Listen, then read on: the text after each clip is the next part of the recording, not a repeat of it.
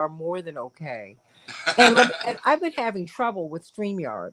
Okay. So if please don't mute yourself, but should you mute yourself, I'll just keep talking.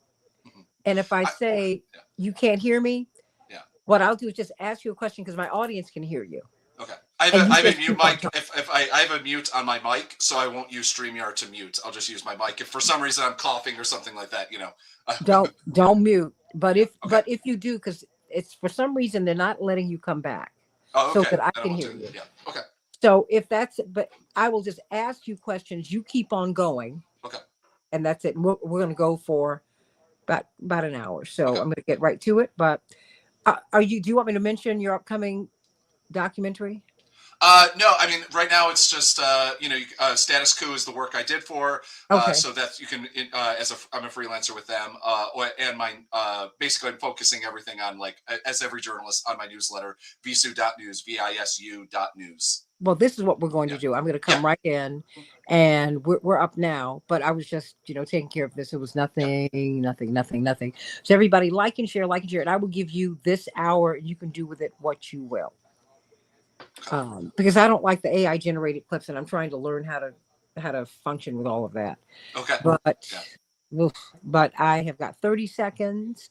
And everybody, I've got Zach Roberts. Of course, you know Zach Roberts. He co-produces with Greg Palast, of course, The Best Democracy Money Can Buy, Vigilantes. Of course, I was talking with Greg Palast a few days ago because he's over in Berlin. Yeah. Uh, we can show Vigilantes again. In fact, he'll be in Chicago on February 5th. Cannot wait for him to be here. I will be there with him. I want all of you who can be with Greg Palast to do that. But we love Zach Roberts and glad that he's back safe and sound from Minneapolis. Yes. Hey, everybody. Welcome to the Santita Jackson Show here on AM 950 Radio, the voice of progressive Minnesota. It is a joy to be with you. Reach out to me on all of the social media platforms. Just look for Santita Jackson, except for Facebook.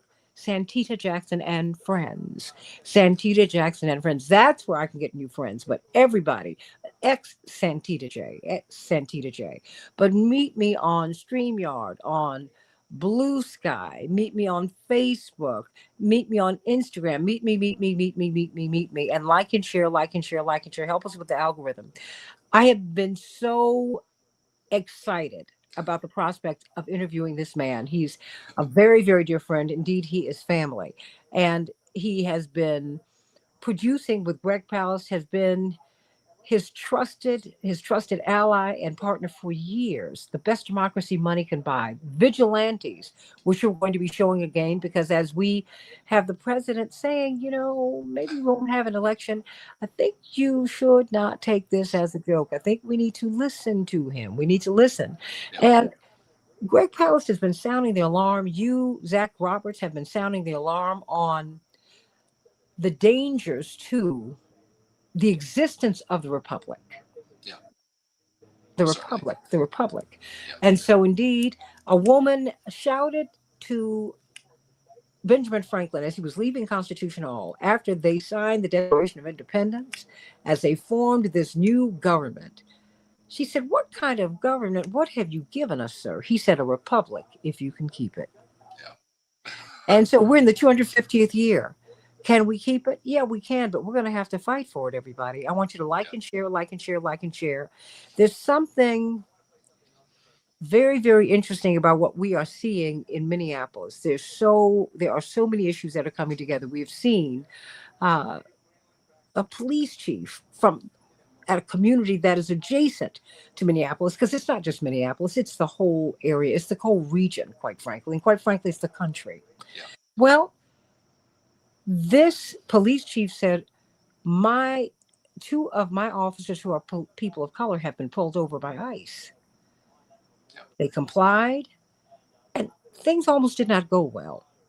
So while I support ICE, we do need to enforce, uh, we do need to have secure borders. I agree with that.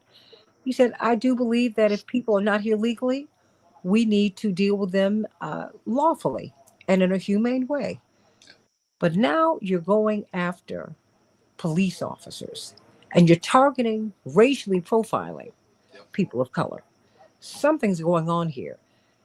Uh, Daniela Frazier, who I keep calling her name, everybody, because I don't want you to forget her. This 17-year-old girl, had it not been for her pulling out her phone and live streaming the choking of George Floyd, we would not have seen it, maybe. Yeah. But her lived experience told her that this was not going to end well. And yet, the lived experience of Renee Good and her neighbors told them something else. It told them the opposite. Because I can tell you, were it a black neighborhood, we would not have been outside. We would not have been interacting with ICE because we know that they're hostile. Yeah. We know that. I'm not blaming her. What I'm saying is, and I'm not shaming her, because she said to this man, to Jonathan Ross, I'm not mad at you. Yeah. And his response was to pull out his phone and film him shooting her in the face and three other spaces on her body. Yeah. And then calling her an effing bitch Yeah. after he did it.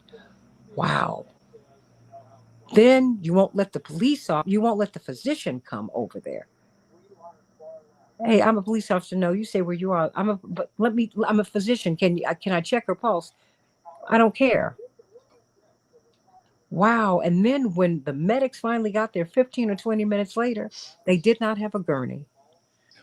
They carried her down the street like she was a sack of potatoes. Yeah. I want all that to sink in. So, but I am now not going to say anything else, because this brilliant producer, and he has written for all of the top newspapers in the world, and publications, and I'm so honored to call him my dear friend. And Same. Yeah. I just want you to tell me, what did you see? Because when I saw you, I'm trying to follow the news from Minneapolis every night, trying to figure out when I'm going to go up there. And I said, wait a minute, is this my Zach on the ground? Oh In no. front of the camera this time. In front of the Yeah. camera Yeah. reporting. Yeah. And wait a minute, I was hoping that you would not get, what were they firing tear gas? What was going on? the Tell me. this What as you know, I've worked for Greg Palast. I've been a photographer for the last 20 years. I've researched. I've done everything. It's always been behind that camera. You see me in Vigilantes Inc. for like 2 minutes, like Yes. explaining to Greg something, and that's But about wait, it. wait a Yeah. Charlottesville, the iconic Yes. Yeah. photographs out of Charlottesville you gave us. Yeah. Please give us that very, very quickly. Yeah, so it's at the Unite the Right rally in Charlottesville, where hundreds of Nazis and assorted terrible people invaded the peaceful college town of Charlottesville. They attacked a young man, DeAndre Harris, who was out there protesting, a citizen of Charlottesville, and they attacked him in a parking garage. And I wouldn't say I was lucky enough, but I got photos of them attacking him. And thankfully, my photos and some other people's video, like Unicorn Riot, a bunch of really other great independent journalists were out there. And we were able to, at least for a little bit, unfortunately, these guys are out of jail already. But we were able to put the four of the people, there's still a whole bunch of them that are out there, and have gotten away with nearly murdering a assistant school teacher in the streets of Charlottesville with bats and any other, their feet and their fists, and even picking up a parking arm, that opens up the garage, to be able to get in and out.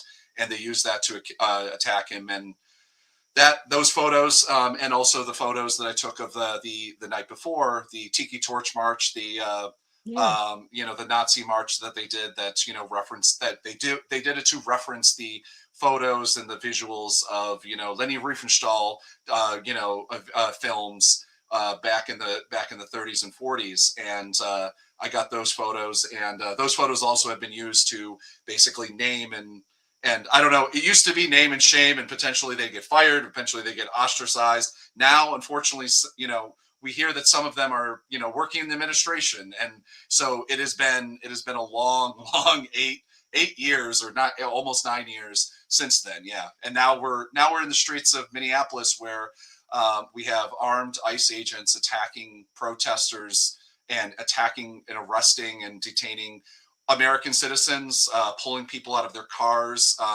and leaving the cars in the middle of the streets. I've witnessed that, and they just drive away. Again, this is it. there's more, there's a lot more reminiscent, points, but like, this is again, this long march towards, 19, I think we're past 1933 at this point in the metaphor. But I think, we're unfortunately getting closer and closer to the late 1930s if we're kind of doing parallels here. So what does that mean? So I mean, To those of us so who are we used to have the Proud Boys, which was a, in quotes, independent, stand back and stand by, marching through the streets, committing violence, attacking people, usually people of color, but any protesters that they didn't like, getting into fights, kind of, defending Trump's honor to some extent. And now we have ICE officers, that are basically, thanks to, decades and decades of Supreme Court rulings and inaction by Congress, ICE is basically a unencumbered by law enforcement agency. They are able to do basically whatever they want. They wear masks, which is every city that's been in there. It said, no, you cannot wear masks while you're arrested, and they keep doing it. Judges recently, I think that was just overturned. I just drove in from my airport as like about 20 minutes before I got on air for you. And so they're out in the streets, just attacking anybody that they want. They've come after journalists, who we follow them through the streets, basically to see, because it's the only way to keep them accountable is to go out there and follow their cars, which are usually just unmarked SUVs with all black tinted windows, and they wear full face masks all right up to the eyes and hats down to the eyebrows, so you can only see their eyes. And they just go out and they'll pick up somebody. We witnessed them run off a car off the middle of the road in a 4-lane highway, pull people out of there, pepper spray and tear gas the crowd that was assembled because they were witnessing a kidnapping for anybody's, any way that you would possibly know, and then throw them in the back of their car and then drive away and leave this car. This is the least amount of the, illegal infractions that they commit, but just leave this damaged car empty in the middle of the street for basically, whoever to deal with. And then they drive away, and no one knows. They're not able to contact their family. They're not, even if they are an American citizen, they're not able to contact their family. They basically, all of the things, if you get arrested by, a Chicago police officer, you're able to get that one phone call. We've all seen Law and Order. We know the drill. It's a completely different game when it comes to ICE officers. They are completely off the books when it comes to these things. And they get very, very angry when you start trying to make them accountable for anything that they do. When you say they get angry when you try to make them accountable, what does that mean? If well, you ask them a simple question, I mean, what? If you first, they get very angry, they'll swear at you. I mean, like, we have there's always the, I don't have a good record with police officers and being nice to me. I've been beaten. I've been trampled at Occupy Wall Street. I've been pepper sprayed at tear gassed at Ferguson, and also at the George Floyd protests and also no NATO in your hometown in Chicago. I was tear gassed there. So all the time working as a member of the journalists and with my press ID on, and they don't care. But these guys, imagine the worst officer that you've ever kind of had an interaction with. And I gotta say, this is a white guy, so No, but I always want to temper. It's like the worst officer that an African American or a Hispanic person might deal with is on a different scale than me, straight white guy, identifying, everything like that. I just always want to. But what I'm saying is, but let me just say this as you continue. Yeah. That is you identifying yourself. Yeah. That does not. We don't need to excuse who we are or apologize. Oh, I'm just, if people. We have to realize. I think we have to realize. You're giving us context. I get treated differently than the Hispanic journalist that's asking the same question. You think Renee Good understood that? I think that she thought that she had that white. I think that she thought if she was dealing with a normal, in quotes, normal Minnesota, Minneapolis police department, that she would have had the protections of white privilege when it comes to law enforcement that some of us have, that we kind of unfortunately we expect. And that's what I think the Renee was out there doing, and that's what so many of the people that are out in the streets out there doing, is they're using that privilege that they have, that they think, at least in previous administrations and previous years, that they wouldn't get the ire of whatever law enforcement agency was there, at least the level of ire. I mean, we're all, at the end of the day, we're going to get hit by that tear gas, but maybe they're not going to go directly for us. And what we've seen with ICE is that that's all gone. Is that if you But do you identify think? yourself, yeah, No, no, no, no. Because I yeah, want you to. I want you to.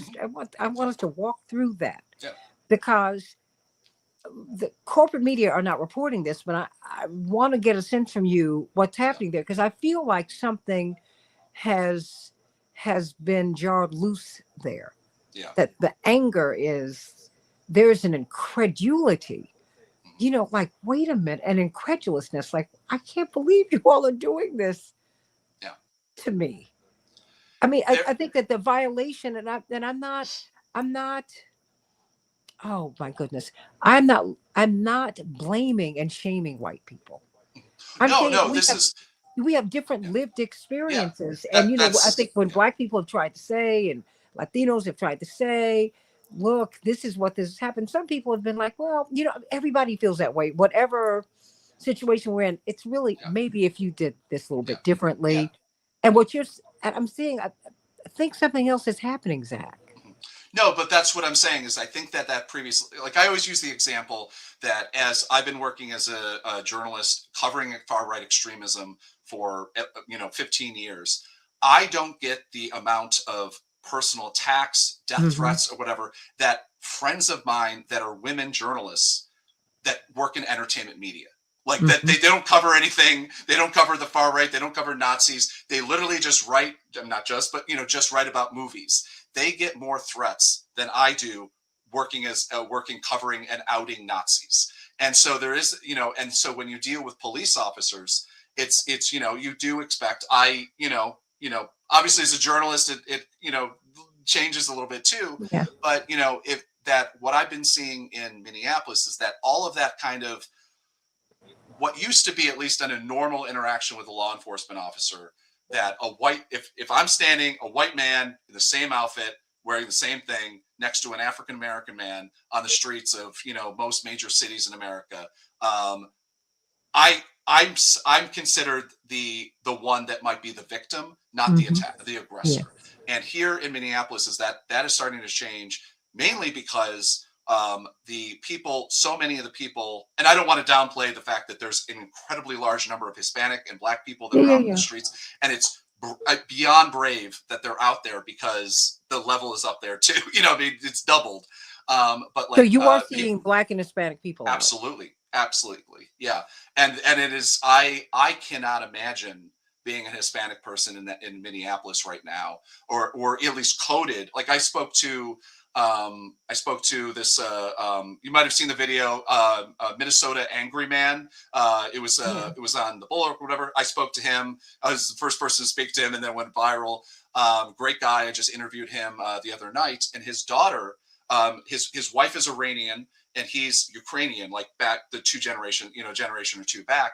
And his daughter is a little bit, more of the olive skin, the darker skin Iranian. And she has been, she gets the second looks and she gets questioned or whether or not she is. Both of her parents are coded. If you looked at them, they're coded white. They look like a white middle class family, but she just has that darker, a little bit darker skin. And she was like, especially right now, it's the winter, and during the summer, I'm a different shade, different shade of the different shade of citizen as we have now in America. And so ICE is going by the old book of the Border Patrol, which is 30, what is it now, almost 100 years ago when it was founded. They had to establish, because they were down mostly in the southern border and everything, and they had to establish what they could do, what they couldn't. And so like things like the Supreme Court, I think in it was the 50s or 60s, I forget the Supreme Court case, established what they could pull people over if they had the Tijuana haircut, which was a specific type of haircut that Hispanic men would get if they crossed the border and got it in Tijuana and come back. I can't describe it. It's kind of a bowl cut. I mean, it's kind of a Hmm. thing. And that was enough for them to get pulled over in America. And that was enough for them to be detained and questioned.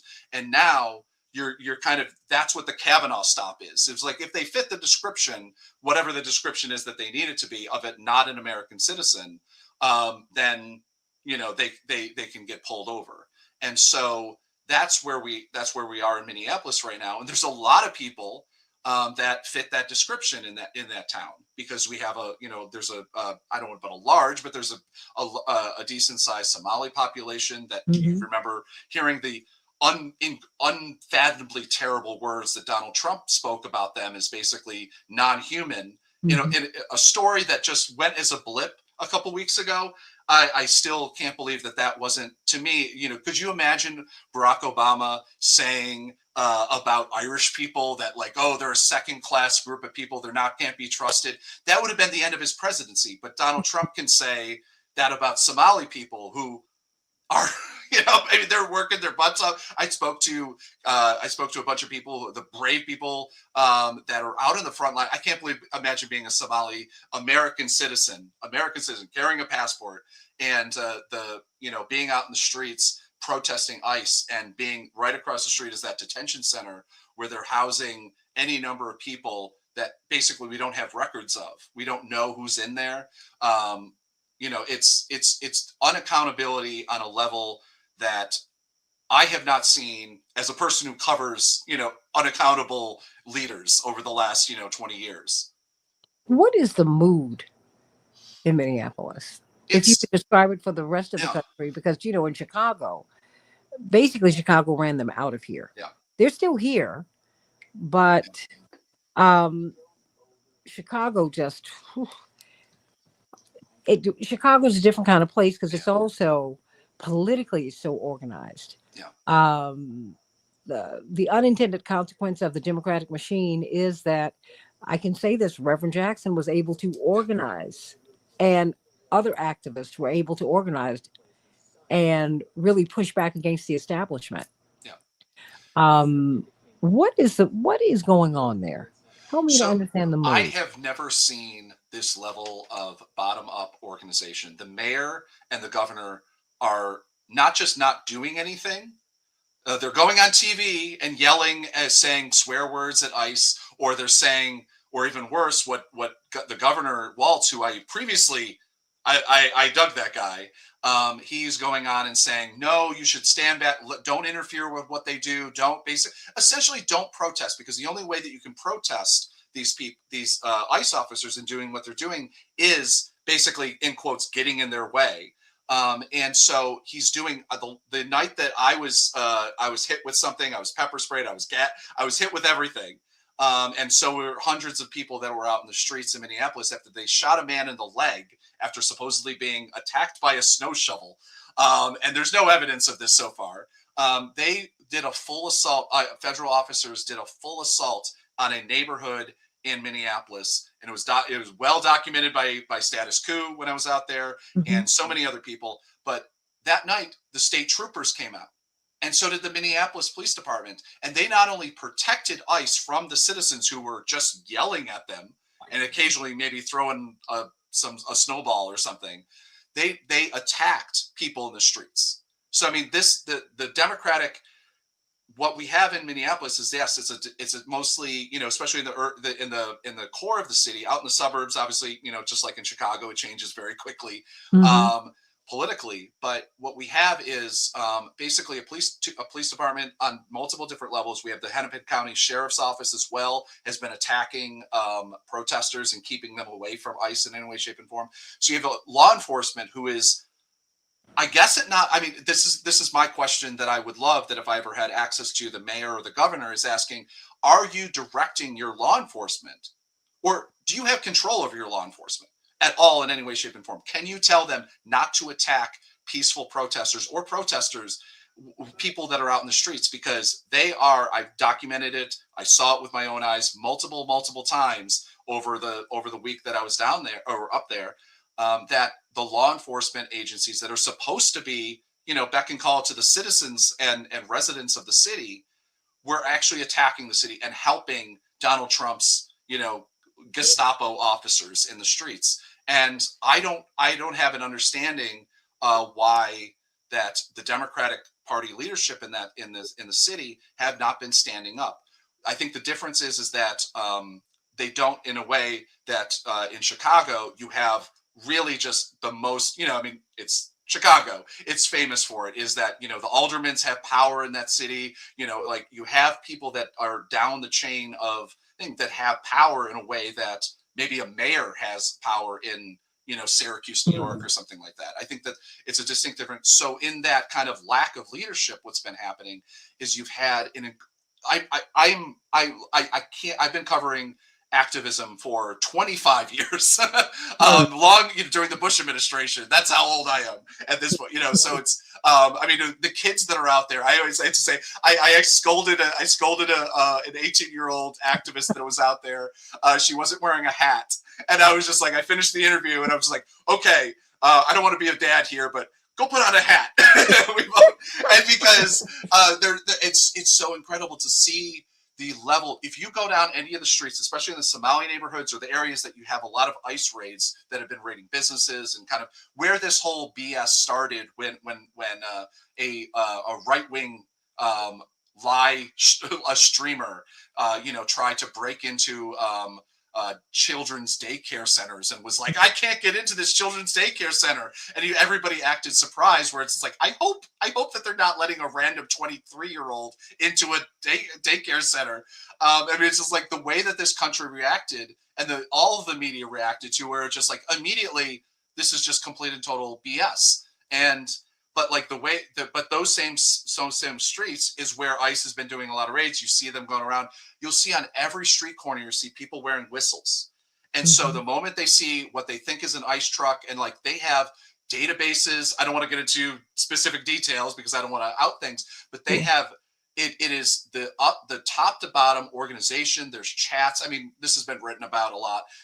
But like, so there's like every community, even down to like small neighborhoods, have like, just like you know, like a 6-block area has a chat where they're keeping each other safe. It's like, I think we see an ICE officer, somebody, you know, somebody knocked really hard at my door, can somebody go check? And so like they're protecting, they're even doing things like, I have a Hispanic neighbor who is older and can't get out very easily, and so can someone go run and get his medicine, or go get him, you know, food or something like that. And they're doing that kind of mutual aid, which is something I've always described. That's what Antifa is. This is what Antifa is. And that's why they really are terrified of Antifa, and why they want to describe it. Antifa isn't the people that, like, you know, break windows of Starbucks and things like that. Anti-fascist Antifa are the people who are either in the streets with literally with whistles, just blowing whistles, honking their horn as they go by a truck that they think is, that they've identified as ICE, and warning the neighborhood. Is that we would drive through the neighborhood. Like, I can give you a short thing of like how we track them. We do something called ice fishing. There's a whole bunch of journalists that are driving around town in SUVs, because you have to. It's, you know, snowy and everything like that. We have to have SUVs, something with 4-wheel drive, and we have our windows down in the cold, driving through and listening for whistles, which is the sign that they see identified ICE. And then we go in that direction. We're watching, somebody in the car is watching the chats, you know, like different neighborhood chats, and we're like, oh, this is where it's identified, this street corner. Then we maybe drive a little too fast. I won't say there's live streams of us maybe committing some traffic infractions. I won't say, and then we catch up with ICE, and then we track them.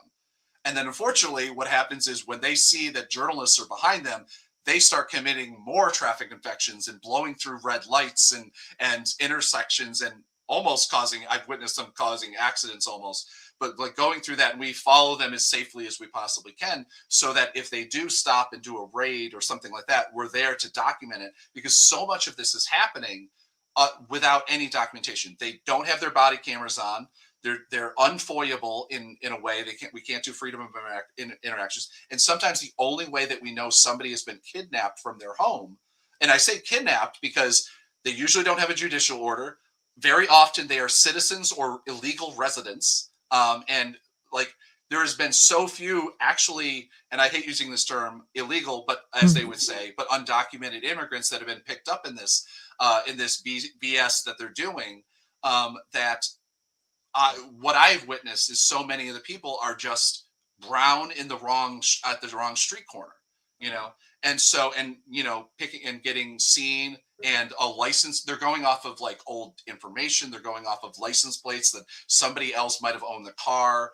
And so it is a it is the most integrated activist organization without being an organization. I want to always emphasize that if Donald Trump's listening, this is not an organization. It's no Soros money, no nothing like that. This is just people helping people, which is that's called mutual aid, and that is what Antifa is. And so I don't know if they would, most of these people wouldn't identify themselves as Antifa or maybe even anti-fascist. They're just people who care about their neighbors and know their neighbors and want to make sure that they're safe, because the only people that can keep them safe are their neighbors and each other.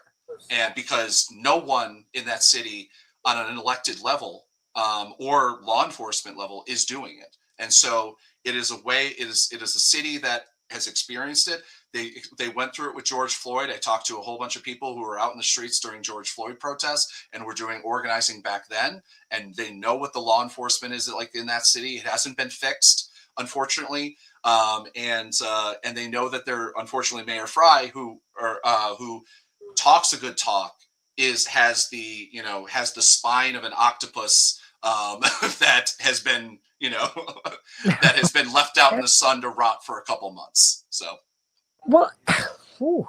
Sorry. No. But what about the mayor? What is his position? What is Governor Walz's position? And how are they positioning themselves? Well, what are they saying, and what are they doing? So they're not doing much. But when you say they're not doing much, what does that mean? I mean, they're not. I mean, I actually couldn't tell you what they're doing. They don't seem to be fighting it in the courts. They don't seem to be fighting it in the streets. They're not showing up anywhere, which means that Keith Ellison, I'll say, note Keith Ellison, a good guy in voting rights and who has talked about voter suppression and like that. I always say a friend of the pod, friend. I would consider one of the good guys when it comes to doing things. He was out the other night, out at the federal building. It's called Whipple. It's the Whipple Federal Building. I can't tell you how many times I've had to say Whipple and not laugh, but I'm talking about very seriously. Whipple, yes, right? Yeah, and so the Whipple Federal Building. But he was out there talking to people, and no advertisement. We found, Status Quo found out about it through, whatever sources, and like he just came out there to talk to people in a way that Mayor Fry hasn't done, Governor Walz, and I get security wise, they can't do like go to Whipple, but like they're not showing up in any real way. They're doing that. I mean, Mayor Fry went out. But shouldn't they? Shouldn't they be showing up? I would hope so. I mean, if I was either one of them, obviously I wouldn't be, because I have a record of yelling at people and online, so I wouldn't be elected. Right. But if I was them, I don't know if I'd go to Whipple, because it's a crowd that's a little bit more hardened, because I would say about 6 times a day they're attacked by federal officers, basically for just standing across the street in a way that they don't like. I witnessed one woman get arrested and knocked down onto the icy ground, hauled away, processed through, not even processed, because they didn't arrest her, they didn't detain her, they didn't take her info. They basically just put her through the process of like, I think they took her photo maybe, and then like just basically kicked her back out. They've been returning people out into the streets in Whipple without their jackets, without their cell phones, and it's -5 out there at any given moment. But she came back out, and what she was arrested for is because she had I usually have one around here, but it's like a 5-inch flashlight that extends a little bit, and she was supposedly flashing it in the general direction of them. Like just a normal, like a flashlight that you carry, and like I have 2 of them in my car, so that if I lose something, that was enough to get her arrested, or at least not arrested in the legal sense, but like pulled, detained, and processed through the system, and terrified in a real way, because she was knocked to the ground. They they held her down, they cuffed her, and then pulled her away. Where we don't know, a lot of people do disappear. There's 3 Native Americans who were arrested by ICE because they were on the street. They're houseless, and they didn't have identification, as many houseless people don't have IDs, and they were hauled in, and we don't know where they are. A delegation from the Lakota tribe and some other nations went in and tried to talk to federal officers or ICE that were there, and they Mhm. wouldn't give them any information. And they said they'd get back to them, and they came out and they were very frustrated. Two of the gentlemen that I talked to were at Standing Rock. I mean, they've been through this before. They've been attacked by federal officers before, and state of it, people not helping them. And so this is the kind of the mood. I think to go long around to answer your question is the mood there is unbelievable frustration, but there's a sense of community in a city that I've just never seen this before. I mean, I left every day. I'm frustrated with my government, frustrated with my with elected officials in general, frustrated with the system. But I had as somebody who, just covers kind of the worst parts of most things, whether it be voter suppression, the far right, or environmental issues and things like that.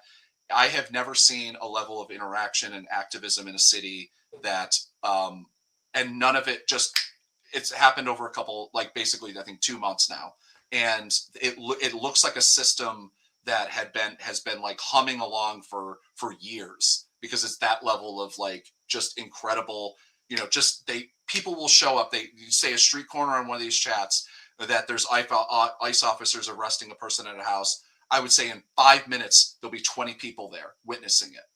And it is incredible. I can't imagine what other city would be able to do it. Chicago would be able to do it, I think, if they were there that long and doing the type of raids in a way that they were doing there, doing in Minneapolis. We're talking with Zach Roberts.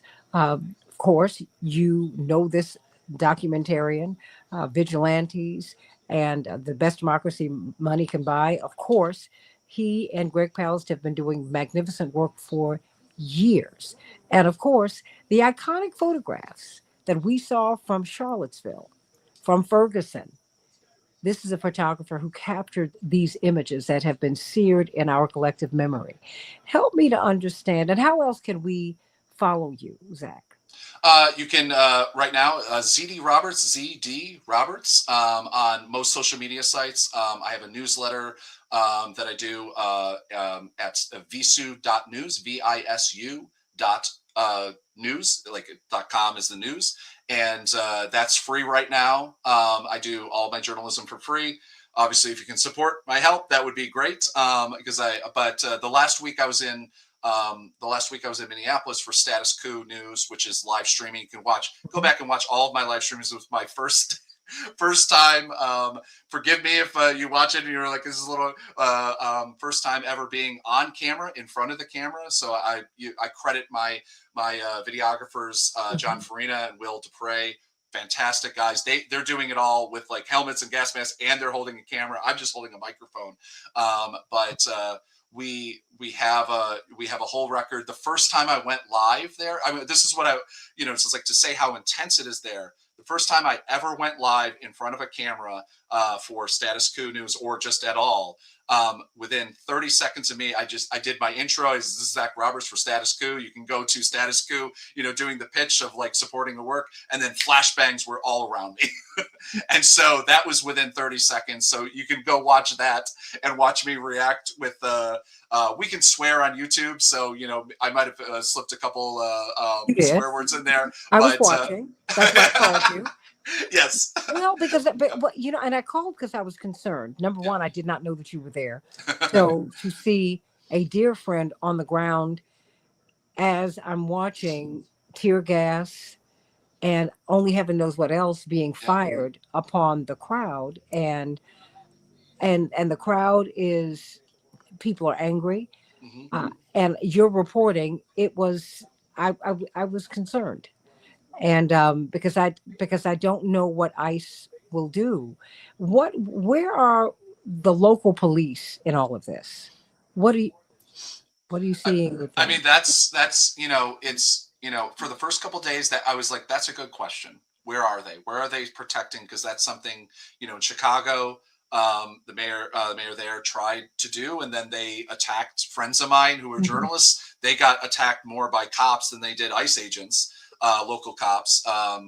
And here in Chicago, or here in I'm not in Minneapolis now, but there in Minneapolis, they were nowhere to be found until the really big night when, at least for me, when I was hit with a ricochet of something. I'm holding one of the projectiles here. If you're Oh no, watching, let's see yeah, it.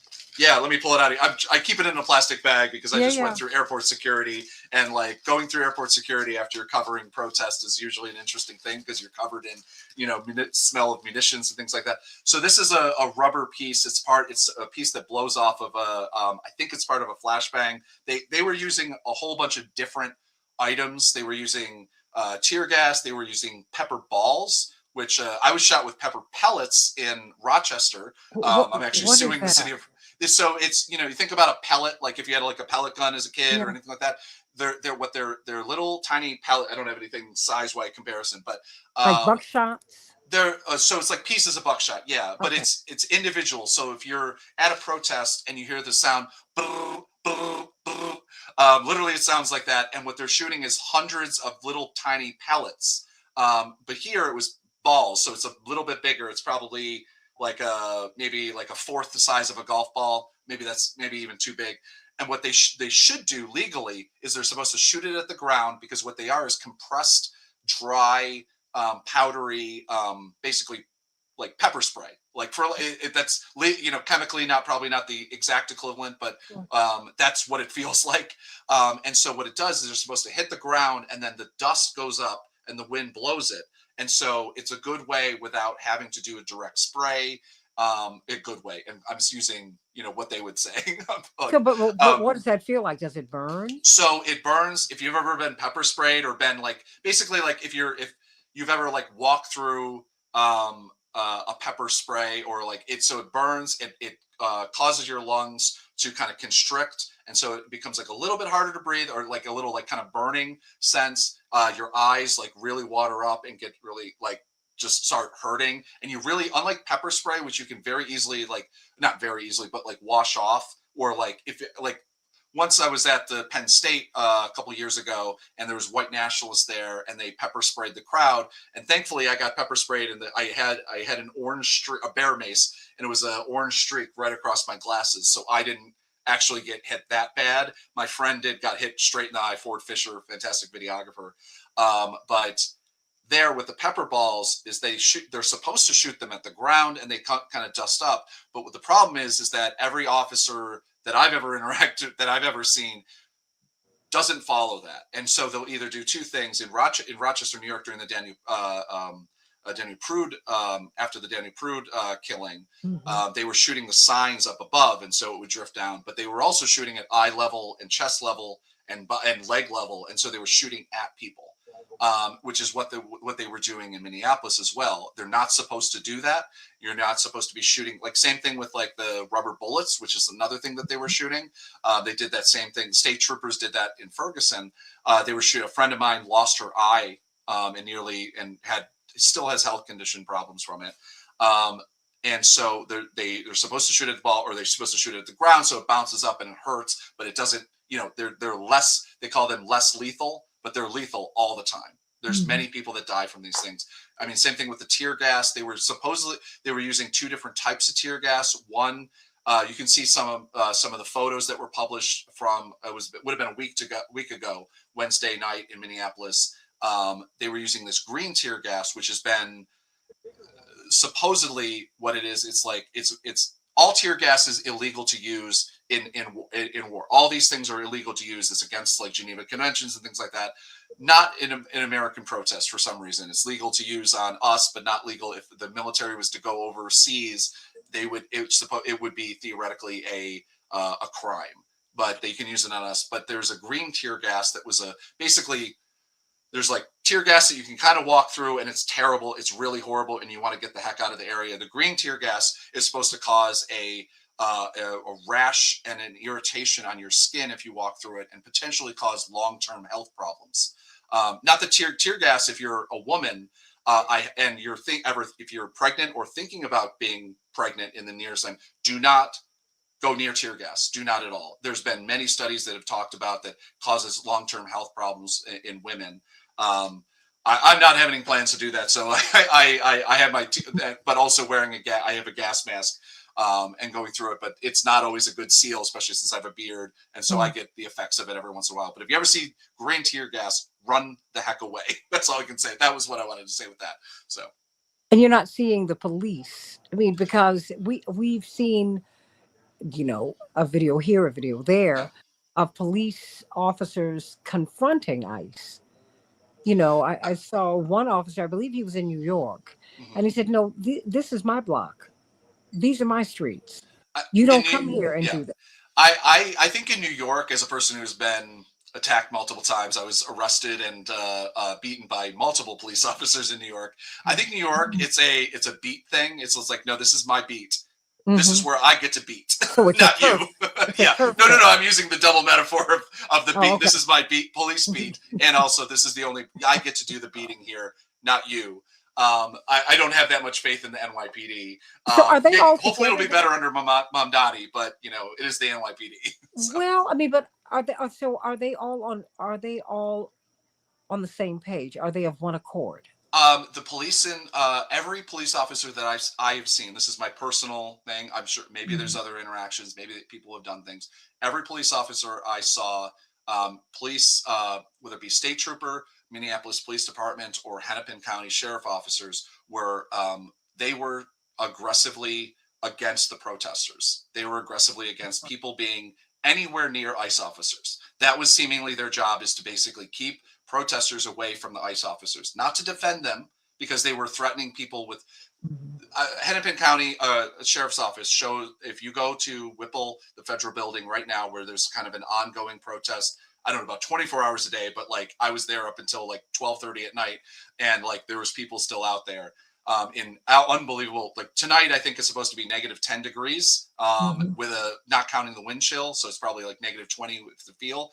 There's going to be people out there, but what Hennepin County Sheriff's Office did is they've set up fences so that people can't go towards the front gates, and anybody that gets in their way, they will threaten to pepper spray, or they also have the pepper balls and stuff like that, and they will shoot people with them.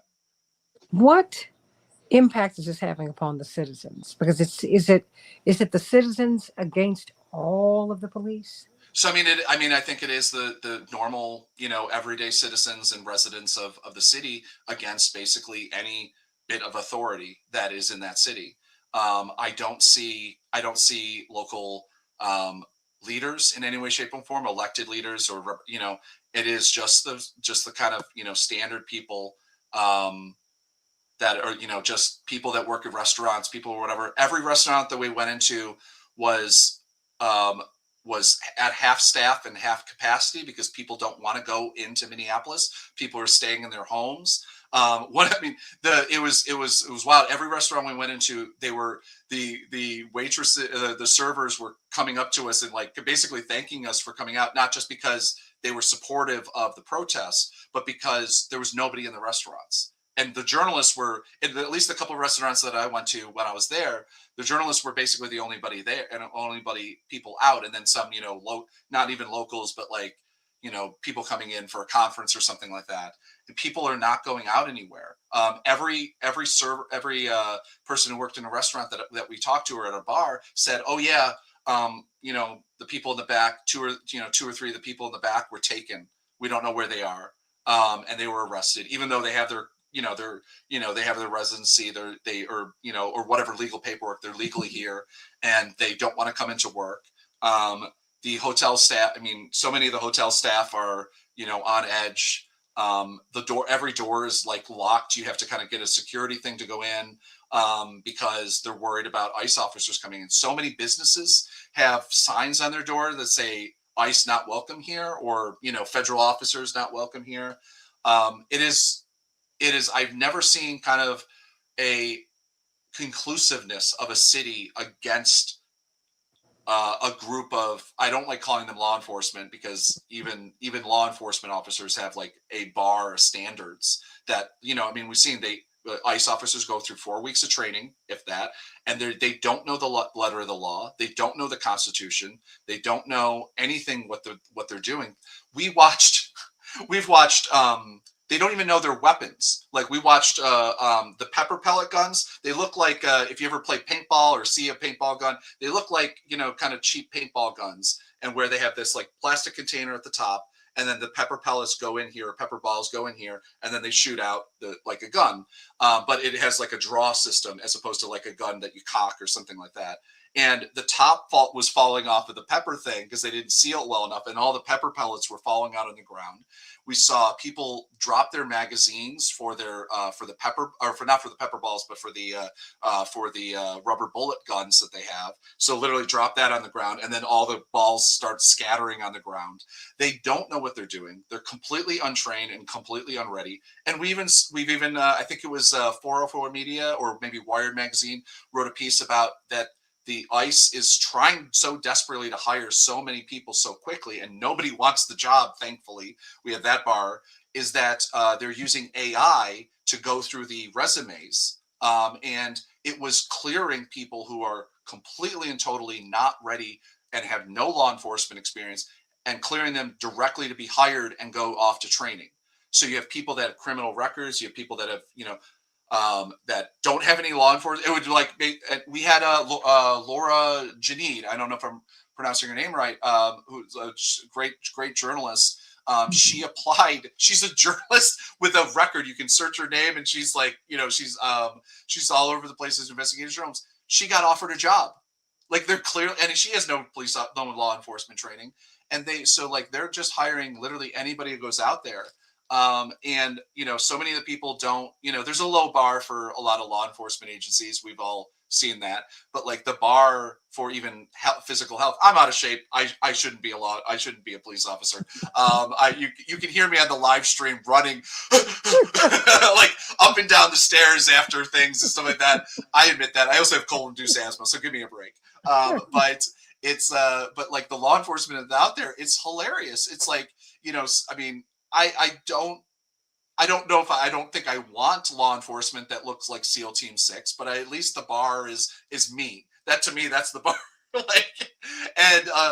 it's just it would be hilarious if it wasn't so unbelievably frightening. And that's, you know, I think that's like that was the vibe that every single person that I talked to was just like, this is so unbelievably ridiculous that it is happening in America, that it goes past like being funny, and it's now it's beyond worrying. And you know, the people have hope in their fellow Minneapolitans. That's my understanding of what Minneapolis are, but they don't have much faith in their elected leaders. And I talked to a lot of people who are Democrats. They voted for Fry, they voted for Waltz, and voted for them, and you know, voted for Waltz for vice president. But like, they're just, where are they? Is basically the question.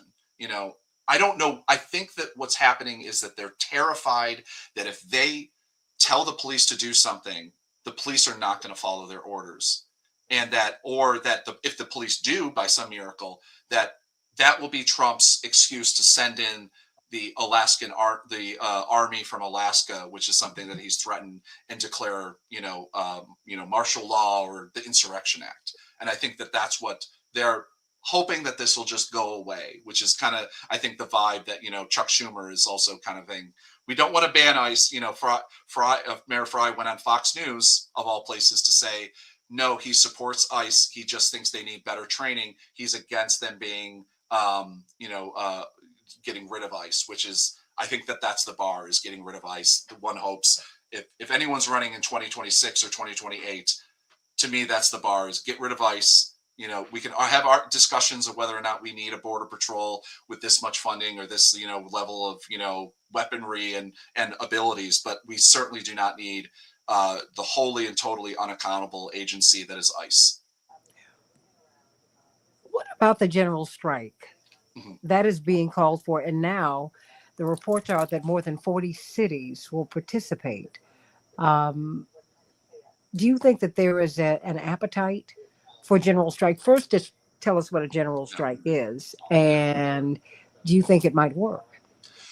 So general strike is basically, like what you see in a lot of other countries where, I think it's, more organized. Where we're not going to work, we're not participating in commerce, we're going to just kind of stand back.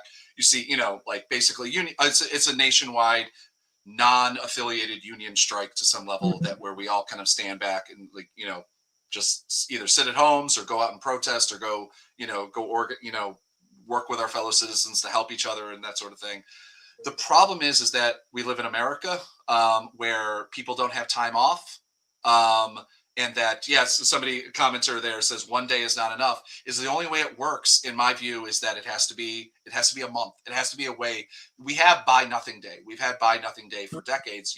Usually it's around Black Friday in November, and it used to be, especially during Occupy Wall Street kind of time, people would participate in that, and that really didn't a thing. I mean, we've seen that directed boycotts work. Target has basically, after they got rid of after they got rid of DEI, which is basically just saying people other than white people exist and we should Oh, recognize them. Reverend Jamal Bryant out of Atlanta. Yeah, yeah. And Said so that. we had great organization there that affected. I mean, they had their numbers there, all the inside documents about many people, many good journalists have written about it.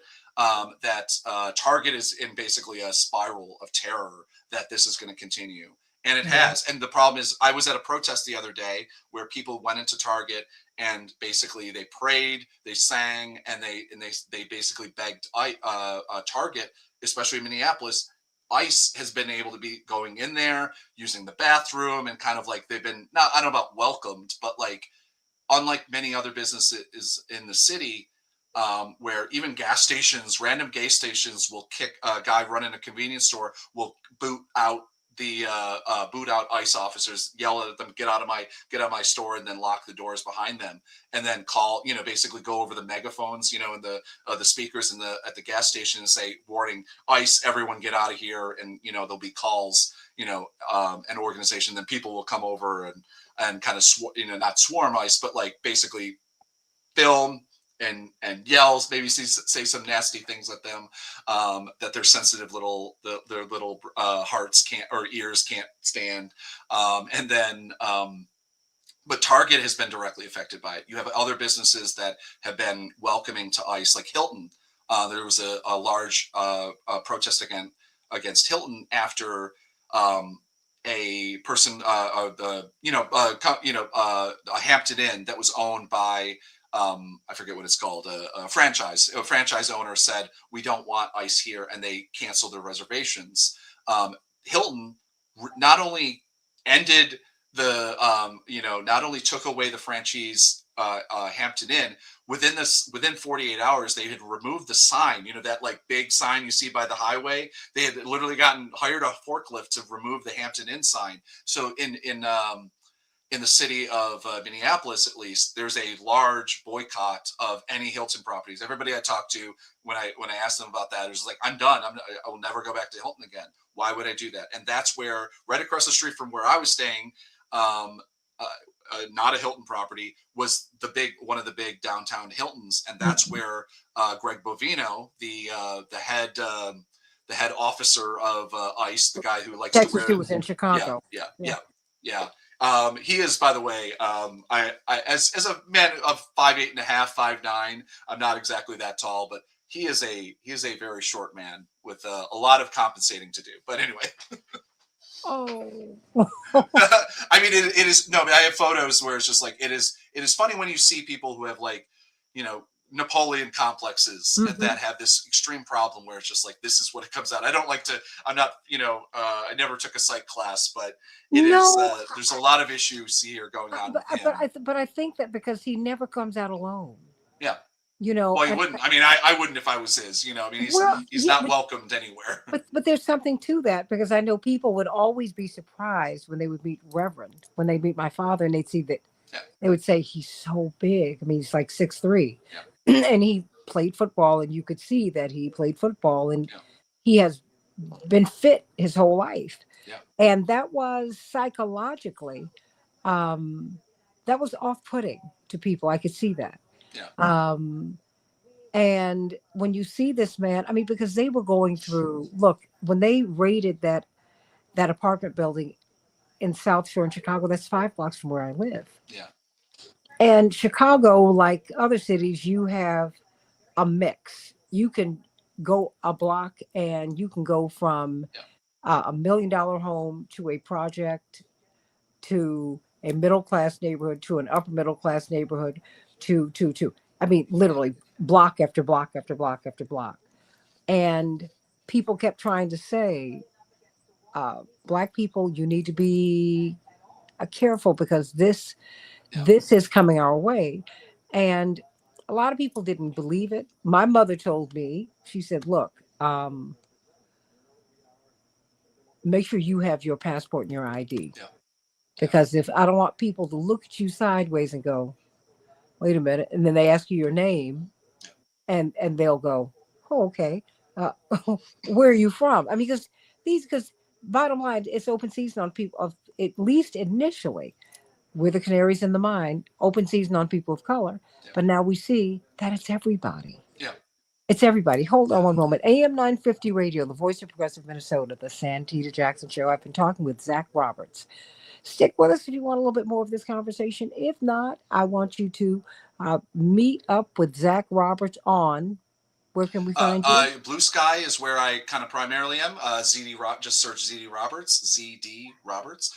You can also go to my newsletter, visu.news, visu.news. And if you want to see my Minneapolis coverage, go to Status Coup News over on YouTube. We're on the Midas Touch Network, so if you're over there, you've probably seen me in the last week getting. Attacked. I was also on the Daily Show. They used I interviewed a man in a Pickle Rick costume. So if you saw that clip, yeah, he was great. He's a lawyer in the costume. So yeah, Easy. I all mean, kinds. Yeah. stay right here for a little bit more of the Santita Jackson Show. The Santita Jackson Show, AM 950 Radio, the voice of progressive Minnesota. Just a little bit more time with Zach D. Roberts, who has been doing the on the ground reporting for Status Quo News. But of course, you know him as the co producer of Vigilantes Inc. Did you know that's really the new name of the KKK? Just saying.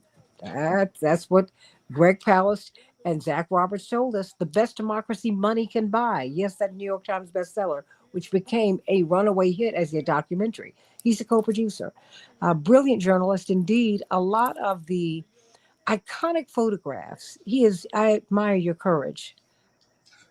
You have all of my respect, because I don't think that people understand that you have to put yourself in harm's way to take the photograph of this citizen who was being beaten to within an inch of his life in Charlottesville. You did Yeah. that. You stood there and took the photo. Because when you start taking the photograph, the people who are committing these heinous acts, they could very easily and readily turn on you. That Yeah. is what they do. I was after that along with a bunch of other journalists and activists. I was put on a Stormfront, which is the Nazi website, a forum that's been around for decades. I was put on a hit list basically of members of Antifa who were on the ground. Again, I'm saying in quotes. I would say I'm an anti-fascist. I'm fine if somebody wants to call me Antifa. I would take that as a badge of honor. Yeah. But it is. I'm a journalist first and foremost, and but I was put on a hit list of people basically to not if you see them kind of thing, go after. There's whole databases with our faces and what we said on social media and things like that attached to that kind of list and kind of that sort of thing. I friends of mine.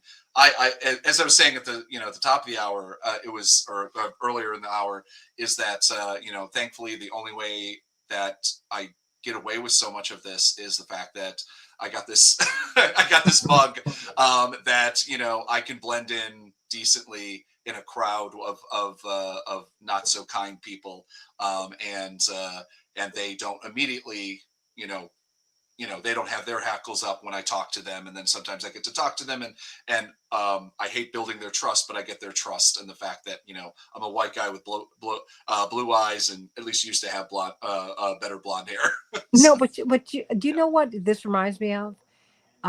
When my father was at the University of Chicago in seminary, his two best friends were white guys. Yeah. My Uncle David, my Uncle Gary. Uncle Gary is now passed on, Reverend Gary Masoni and David Wallace.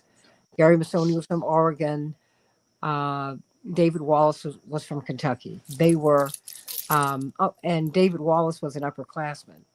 Um, but they became best friends. Uncle David even named his son Yeah. after my father. Two white guys, and uh, they're my family. I mean, so maybe that I've just kind of seen life a certain way because these are the people who I knew first in my life, and they would have they had a practicum, because the University of Chicago seminary, CTS, and all of those at the University of Chicago send you out into the field.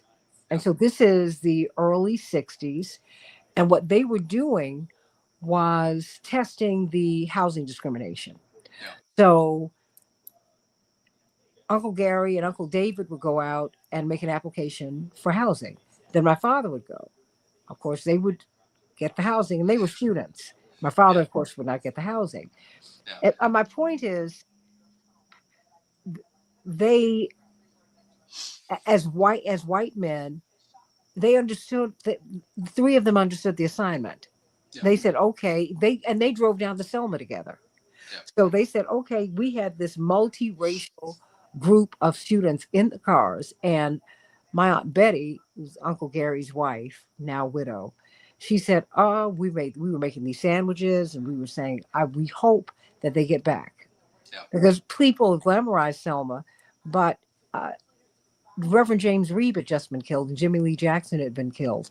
Yeah. So them coming back was alive was there was no guarantee. And indeed, Viola Liuzzo was killed down there right after the march while she was trying to shuttle people back, I mean, to the airport to get out of town. Yeah. And my point is, you use what you Yeah. got, and that's what you've been using. You've been using. Um, what you're weaponizing whiteness in the best way, if I can say it, right? I mean, It's a good. That's a good book title. If I ever yeah. put together a photo book, yeah. I mean, I But mean, in yeah. the best way because, excuse me, because what I want, I was very, very curious about the mood of the people. I Yeah. mean, how do they feel uh, in the There's aftermath of Renee Good's shooting? I mean, in that immediate neighborhood, I mean, yeah. how do people feel? Because what they saw was so horrific. They saw her shot. They would not let the police get the physician. They would not let him get to. I know they have seen like the worst of humanity. Yeah. I mean, remember that this is just a couple blocks down the street from where George Floyd was murdered. This is in the same, basically in the same neighborhood. So I Yeah. mean, like that area has seen. You can drive. You can take a drive from the store that that Floyd was killed in front of, and then just I think it's on the same street. Yeah. And you can just kind of keep driving. Maybe there's one turn, and you go by Renee Good's memorial. That's already set up, and they have kind of like a block off there, and it's just that area is just going to become martyr street basically. And it's what I think that a lot of people who normally wouldn't turn out, obviously, that immediately once I started doing their thing in the city, obviously the activists, the people that consider themselves activists, were out in the street, and they were kind of starting the organization. But really after Renee's killing, um, I'm going to say, but not legally viable, but like her murder. Mhm. I mean, there's no, you can watch the video, the car wheels were turned away. Everything that the administration says is a lie. The fact that they've decided not to, I didn't think there was any question that they were going to actually investigate, but they've decided not to investigate her, but they are investigating her killing, but they are investigating her wife and Mhm. basically her background. And they immediately tarnished any of her legacy as a crazy, as like just some vile things that the Oh yeah. administration has said, not like provocateurs, or not. There's always people. You always have people on the sidelines of an administration that their job is to say, to do the Roger Stone thing of like, saying the bad thing, whatever. Now it's literally the DOJ's Twitter account, which is unfortunately where we get our news now from I refuse to call it X. But we have it there. But we keep. But what after that? I talked to a guy. If you search his name, I think it's over on Midas Touch's YouTube page. It's all over Yeah. Instagram and everything. Minnesota Angry Man. A guy named Chris. He's the person who I talked about earlier in the episode, Yeah. whose wife is I think second generation Iranian, and he's his family's from Ukraine. He's half Ukrainian, as he said, and he saw this video and he started going out to the federal building in Whipple. And then the night that they shot someone again in the leg during a raid that they attempted raid, they're claiming that the feds ICE claims that somebody came after a snow shovel, them with a snow shovel, two men, and ICE officers do not roll alone. They don't go out and do raids, or they're never alone. You never see an individual ICE officer anyway. They have a caravan. There's at least 5 of them rolling around. So the idea that they shot a man because they were attacked by 2 people with snow shovels and something else. And I mean, the idea also, how many snow shovels have you seen that are like, mostly it's plastic, I mean, it's such a ridiculous argument to begin with. At least in upstate New York, I never had like a dangerous snow shovel that would kill somebody. I had a plastic snow shovel that if you tried to swing it, it would cause more wind resistance than, like it wouldn't do anything. So, and they're not even trying, I mean, they tried, and they always try with everything. With Floyd, it was, making up that he was on drugs and all this BS. Mhm. That's what killed him. And this, they, with Renee, that they're going to make up that she's, she was a crazy activist, that she, like wanted to kill this guy, that she had anger in her eyes. And they have that one screenshot of the officer saying where she's like yelling at him. Except that she drove away and was just like, I don't blame, we were not angry at you, and she drove away from him, away from the crowd, away from the police, away from, I'm sorry, not the police, the ICE officers. And then they murdered her and left her there while she was dying for 8 minutes. And it's the same. It's the terrifying similarity between the length of time that she was Mhm. left there dying and George Floyd was being killed on camera. It is, people are angry, and I was saying, go back to this man named Chris, who was a Minnesota Angry Man. You can find him everywhere. He started like social media off of it, but I talked to him and he's like, upper middle class, white guy, union guy. But Mhm. he, was not, he was just the guy that was kind of angry on, online, angry at people screaming. And his wife was like, you got to get out there, like, just go out and do something. And so finally that happened that night and he went out there and, he was, the reason I talked to him, you can, like I said, you can find this interview, is he was holding munitions in his hand. He was holding a tear gas canister, a used one, and a rubber bullet, a rubber kind of a shell, kind of something like this that was fired off. It kind of explodes and then the gas goes on. And he was basically, he's like, I had these 2 things to show my daughter of like what's happening. And his daughter's a college student. She's definitely already kind of active and stuff like that. She didn't need the push, but it was, people that the Trump administration would desperately want to win in the Mhm. next elections. The people live out in the suburbs. He told me that like everybody around me is either checked out, doesn't care, or supports it.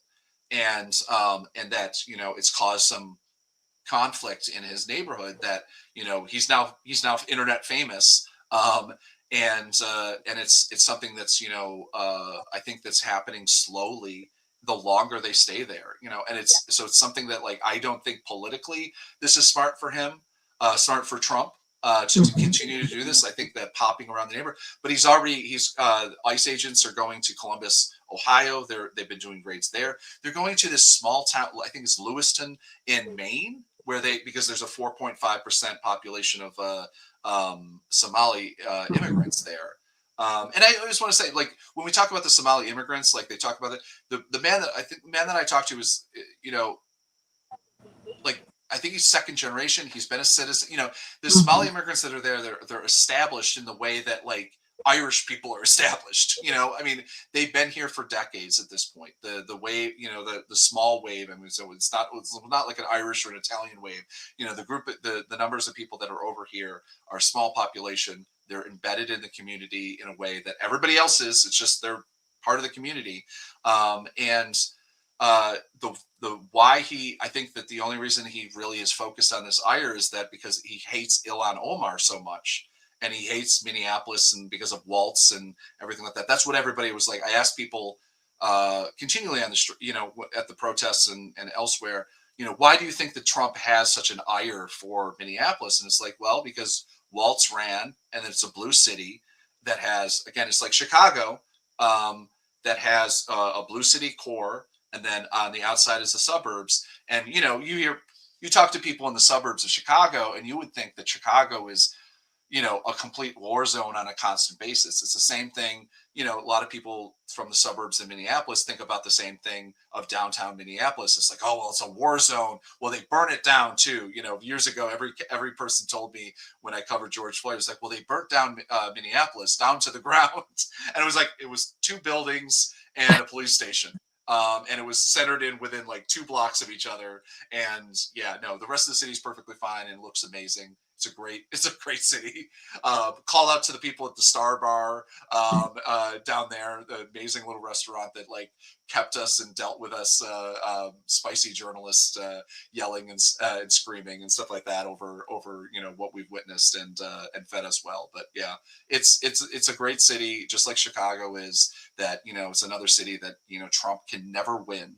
He's never going to win over that city, and so he just has decided to focus on it, just like Portland.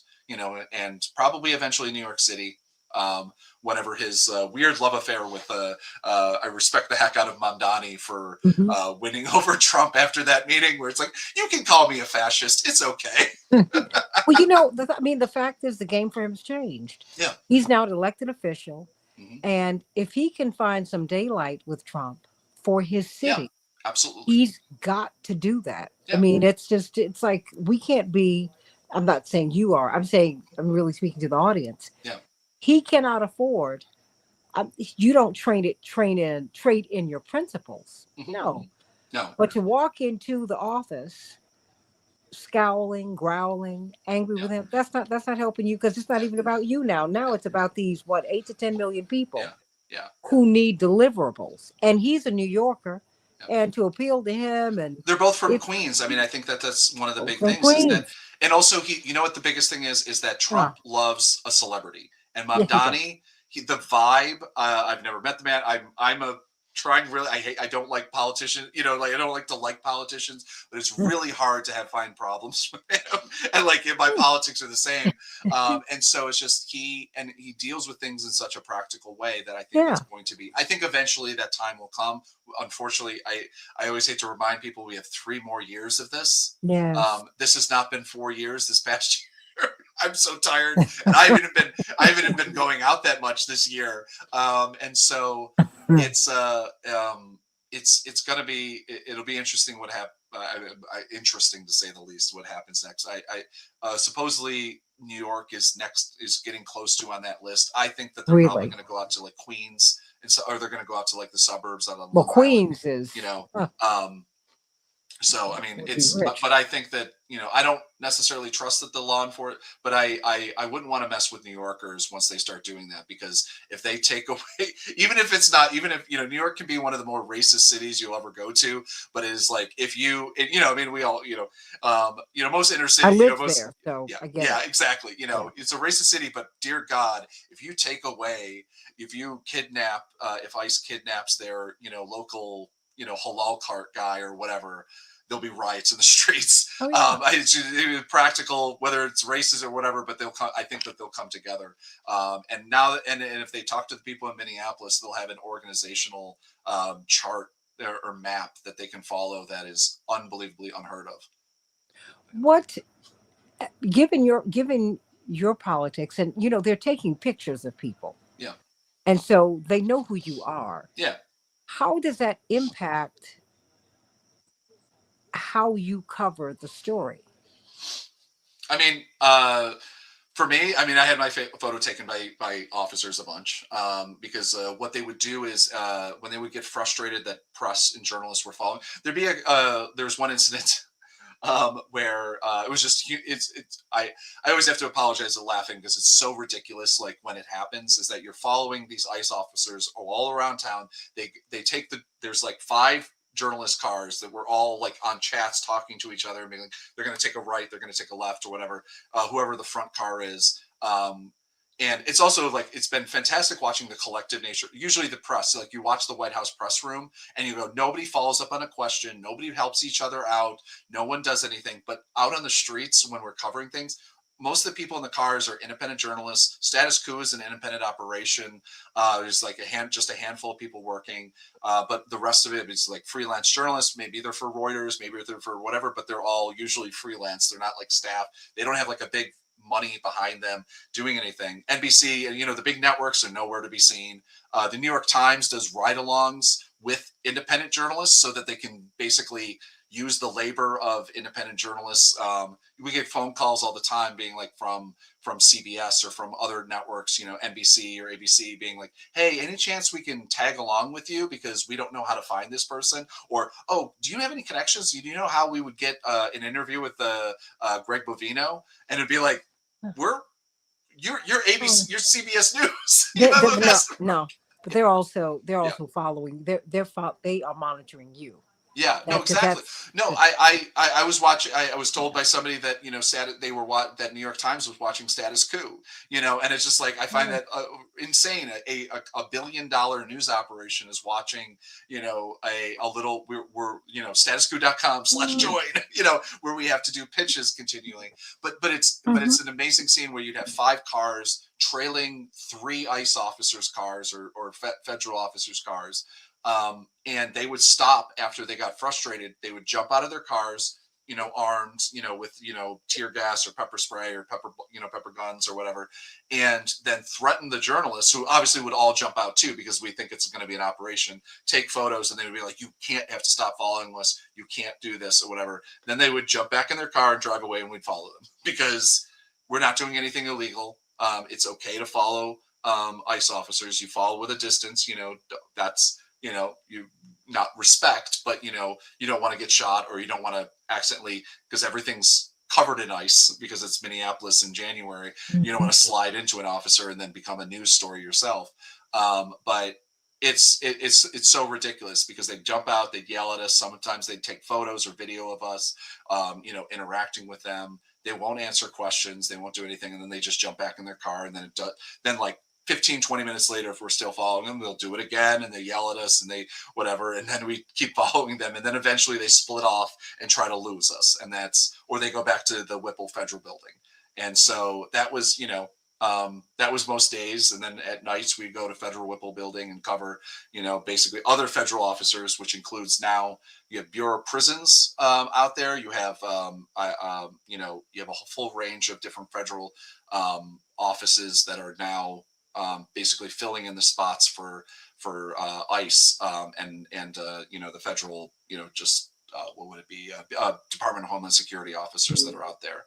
But the idea with the protests and the idea with keeping an eye on them and kind of keep following them for activists, not for press, but for activists, is every one of the DHS officers that you keep busy having to run across the street and shoot tear gas and pepper spray at you means that they're not out on the street kidnapping your neighbors and friends. So what do you want people to know? We're seeing reports about Iran, about Greenland, and all of that's important. Yeah. But it seems that we're looking at the protests in Iran, which are driven by international forces. The people forget that they had a revolution, and while folks have issues with their governments, like everybody does, everybody didn't love Kennedy, although they love him now, right? I mean, the fact is, everybody didn't love Lincoln, although they love him now. The fact is, the people who are in the United States are the reason you had a revolution, because they are the right wingers. I don't know how Crown Prince Pahlavi thinks that he is going to lead a revolution from Washington, D.C. Yeah. I Yeah. mean, that is not quite, he's from D.C. Yeah. No. He lives out in the suburbs. Okay. Yeah. Yeah. So that is not the way this is going to work. And more than half the women, more than half the students in universities over there are women. Yeah. Now, and women they have almost eliminated the peasantry Mhm. in Iran. Now, everybody, well, I'm just giving you the facts, okay? Do with them what you will, but at least know them. Mhm. We're more concerned about Iran than we are about Minneapolis. And I Yeah. think that Minneapolis is a big, big story. My brother, Congressman Jonathan Jackson, was up there last week. I wanted to try and connect you all, but he was Oh. like really running through Yeah. and with the congressional delegation. But we know people there, so he wanted to see for himself. Yeah. I asked him, I said, "What's your sense of things there?" He said, "Oh, it's a powder keg." Yeah. No, and we don't say that lightly because you know what? We've been marching all of our lives. We've Yeah. seen some things, Zach Roberts. Do you think that's a fair representation of what we are looking at? Do you think that there should be more coverage? It's one of those things where I worry about. I think there should be more coverage and a focus on better coverage, especially when we're talking about like the more mainstream media of things. Better Um, coverage, what does that mean? well, the talking about the larger conversation about like whether because there's continually they'll have a judge will rule that this is happening, or they'll always be like, can Donald Trump do this? Is always the big question. Can Donald Trump Yeah. do insert thing here? And I hate if there's I think that a question mark should never be in a headline. You're supposed to answer. That's the thing of journalism. And the question is, who is going to stop him? And you need a specific name. So if you're saying that Donald Trump can't do this, or ICE officer can't do this, or Greg Bovino can't do this, and who's going to stop him? Who is that person? Not don't give me the American people, don't give me the voting box, everything. I need a specific name. I need a title, and I need a how are they going to do that? So it's like when we talk about how the Democrats, there's knock on wood, good chance that there's going to be a change at least in the House of Representative, hopefully in the Senate. And I say this as a journalist who doesn't want to be arrested and thrown into a gulag if the Republicans keep us, because that would be potential. Mhm. But I'm a little selfish on that, because also I like the idea of an American democracy where people have representation. And I don't think that the Republicans currently, or personally ever, but that's a different part, like that idea, nor do they want it. But is so you're going to subpoena Pam Bondi. You're going to subpoena Greg Bovino. That's fantastic. Who's the person when Greg Bovino says, no, I'm not going to Congress to speak to you? Who is the person who is going to pick him up and take him in cuffs if need be to speak in front of Congress? And who's the person that's going to force him to talk and explain or give documents or give evidence or do whatever? And so we're at this point where it's deeply worrying, where I think that the American people are starting to realize that we may be past the point, unless if Donald Trump wants something to happen. um, I don't know who's to stop it. What can stop? Not even just who. Not even talking about whether Jeffries has a spine, or Schumer has an ability to do anything other than write a sternly worded letter to the administration. It's the fact that, is this democracy, is this republic, is it savable? And I think that people there are getting closer and closer to realizing, I'm not quite sure that we are going to be able to make it out of here if Donald Trump doesn't want it.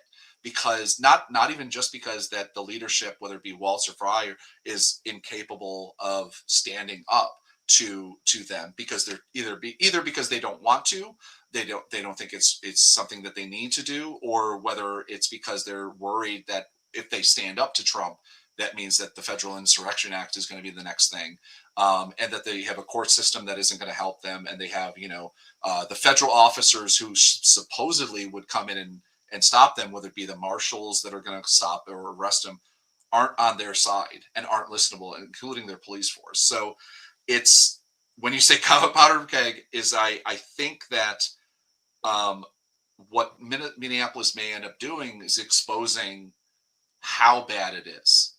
I spoke to I feel terrible. I'm blanking on his name. You can go through and watch the live stream on Status Coup. I spoke to a native leader, and I asked him, what does it mean to you that that Donald Trump's favorite president and the mural, the painting that he replaced, I think it was FDR, with in the Oval Office, is Andrew Jackson. And the Indian killer. The man. So the Trail of Tears. Everybody he was known as the Indian killer, right? Yes, yeah. And so everybody remembers, I hope, from middle school, whatever, the Trail of Tears. We all learned that in middle school. What we may not have learned in middle school was that the Supreme Court said, no, you cannot do this. You cannot do the movement and the genocide of Native peoples. Andrew Jackson said, I'm going to do it anyway. And he did it. And to me, that was when Donald Trump said Andrew Jackson's my favorite president, back in 2016 or 2015 when he was doing those interviews. That, to me, if like the mainstream journalists that have access to Donald Trump's asking, where's that follow-up of going, what do you like about him? Do you like the fact that he's one of the first presidents to ignore the Supreme Court and commit a genocide while he was at it? And that, to me, is a sign. I mean, obviously, Donald Trump isn't a man of history. I'd be surprised if I could follow up with that question and be like, well, what do you think about him ignoring the, Supreme Court or maybe it wasn't the Supreme Court, maybe it was federal court to do the Trail of Tears? I'm sure he would be like, I actually don't know what you're talking about, if he was honest, because I doubt the man's read a book other than, the one that was said to be sitting next to his bed, which was Mein Kampf. But it is, I'm sure he's read his own book. I'm sure he's read his own books many times, but it is, or at least he's had it read to him. Maybe he listened to it. I think he did the audiobook, so he probably read it. I don't know. But it is, to me, that is one of the kind of worrying thoughts, and which is one reason people don't like me at dinner parties. No. No, you're so full of information. And if you don't mind, I'm just holding you for just a little while longer, because I want to ask you, given the work that you and Greg Palast have done in this voting rights space, because we're watching our rights attacked. I mean, the right to peaceably assemble, the right to speak up, to speak out. Yeah. We have the president who has kidnapped a sitting head of state. They changed the charges as soon as he got here. He's not a narco-terrorist. They're talking about grabbing Greenland, going past 90% of the Inuit people whose land it is. Yeah. Denmark shouldn't have been there either, truth be told. So everything this president says that he's going to do, even if it's an off-the-cuff, quote-unquote remark, he does it. Yeah. So, which brings me to the vote. Given your work, vigilantes, everyone, go to gregpalast.com. Do you have it on your website as well? It's you can go to YouTube and just search Vigilantes Inc. and you can watch the whole film for free. It's still up there. Thank you. Thanks to Martin Sheen and our producers. Yeah. And he continues to say, and the best democracy money can buy. He continues to joke about suspending the 2026 election. Do you think, as a journalist, as someone who has really dedicated your life to really understanding the space, do you think that we should take him seriously? Absolutely. I mean, he's already one of the, it's always been with Donald Trump. I mean, if we remember the first administration, when he would tweet and it would become then the next tweet would become a news cycle and become be 3 tweets in a day. And so now we have, what we seem to have gone past is he'll say something or do something or do an executive order, and then it just isn't even news. Like his comments on Somalia, I was like, that should be a month's worth of news. Like, that people should be screaming. I mean, if it was any other group of people, if he said it about Italians, I mean, remember when he spoke questionably about. I mean, I think he's anti-Semitic, but like he's questioning about Jewish people in the last administration. The alliances, people don't have their alliances, right? Jewish people don't. I mean, one of the tropes of anti-Semitism that they have other alliances. I mean, in previous, that was like a week's worth of news. People talked about that for days at least. I mean, and again, don't have to be like Bill Clinton had said something like that. It would have been again the end of his administration. But like he said that he is going to be cutting federal funding to many programs in Minneapolis. He's cutting 2,000, I think it was 2,000 small business loans, federal small business loans for Minnesota and Minneapolis. Doing things, he is attacking the states. He has started the next civil war in a way that I don't think we're going to have a Fort Sumter. We're not going to have it's a Fort. By the way, Fort Snelling is the fort that is right next to the federal building, the federal Whipple building, where they are keeping Native Americans, where they're keeping immigrants there. Historically, that was a Native American, basically, is a Native American concentration camp that they kept, that they had there.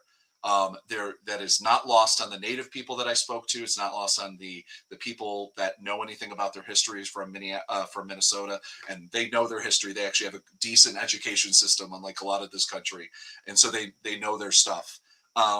But what worries me is that they're going to start having more of that. If you go against Trump, he's going to do what he can do to cut federal funding. And then what the states are going to have to do, basically so they can fund themselves and keep things going, is they're going to have to stop sending money to the federal government, which is something California Newsom is kind of, throwing it around. There's been a couple other governors, Democratic governors, who's like, it's been on the discussion table of like, what can we do to fight Trump from the state level? And that is like, it's going to be the, step after step. What's going to happen when they stop sending? I don't know the administrative, like how the bank transfers happen. I don't know what that happens, but when that does, what do we do?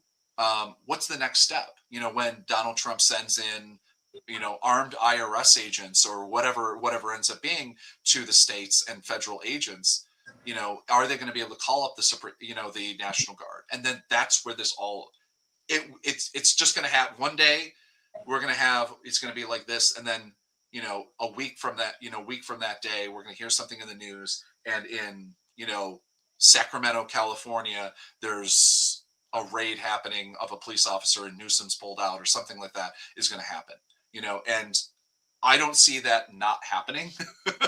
If I could say, like, use a double, I don't want to say it's going to happen, but I don't see it. I can't say that something like that won't happen. That they're not going to do. Yeah. Well, I mean, having been in Minneapolis, yeah, it seems that the people are being provoked. Yeah. And they're being provoked in a way that would give him an argument to invoke the Insurrection Act. He really wants to. He really, really wants to. And that's where understanding Dr. King is so important now, because you have George Washington, you have Abraham Lincoln, you have Reverend Dr. Martin Luther King. These are the three founders of the American Republic. What is France is on its fourth or fifth republic? We're on our third. Because be very, very clear, that is who Dr. King, Reverend Dr. Martin Luther King, was.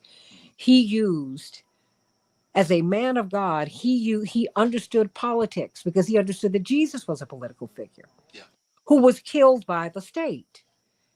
But how did Jesus move around the state? When they charged him with stirring up the people, they asked him, who are you? Well, if I tax, who do we tax? He said, you render unto Caesar what is Caesar's, and you render unto God what is God's. They had no response to that.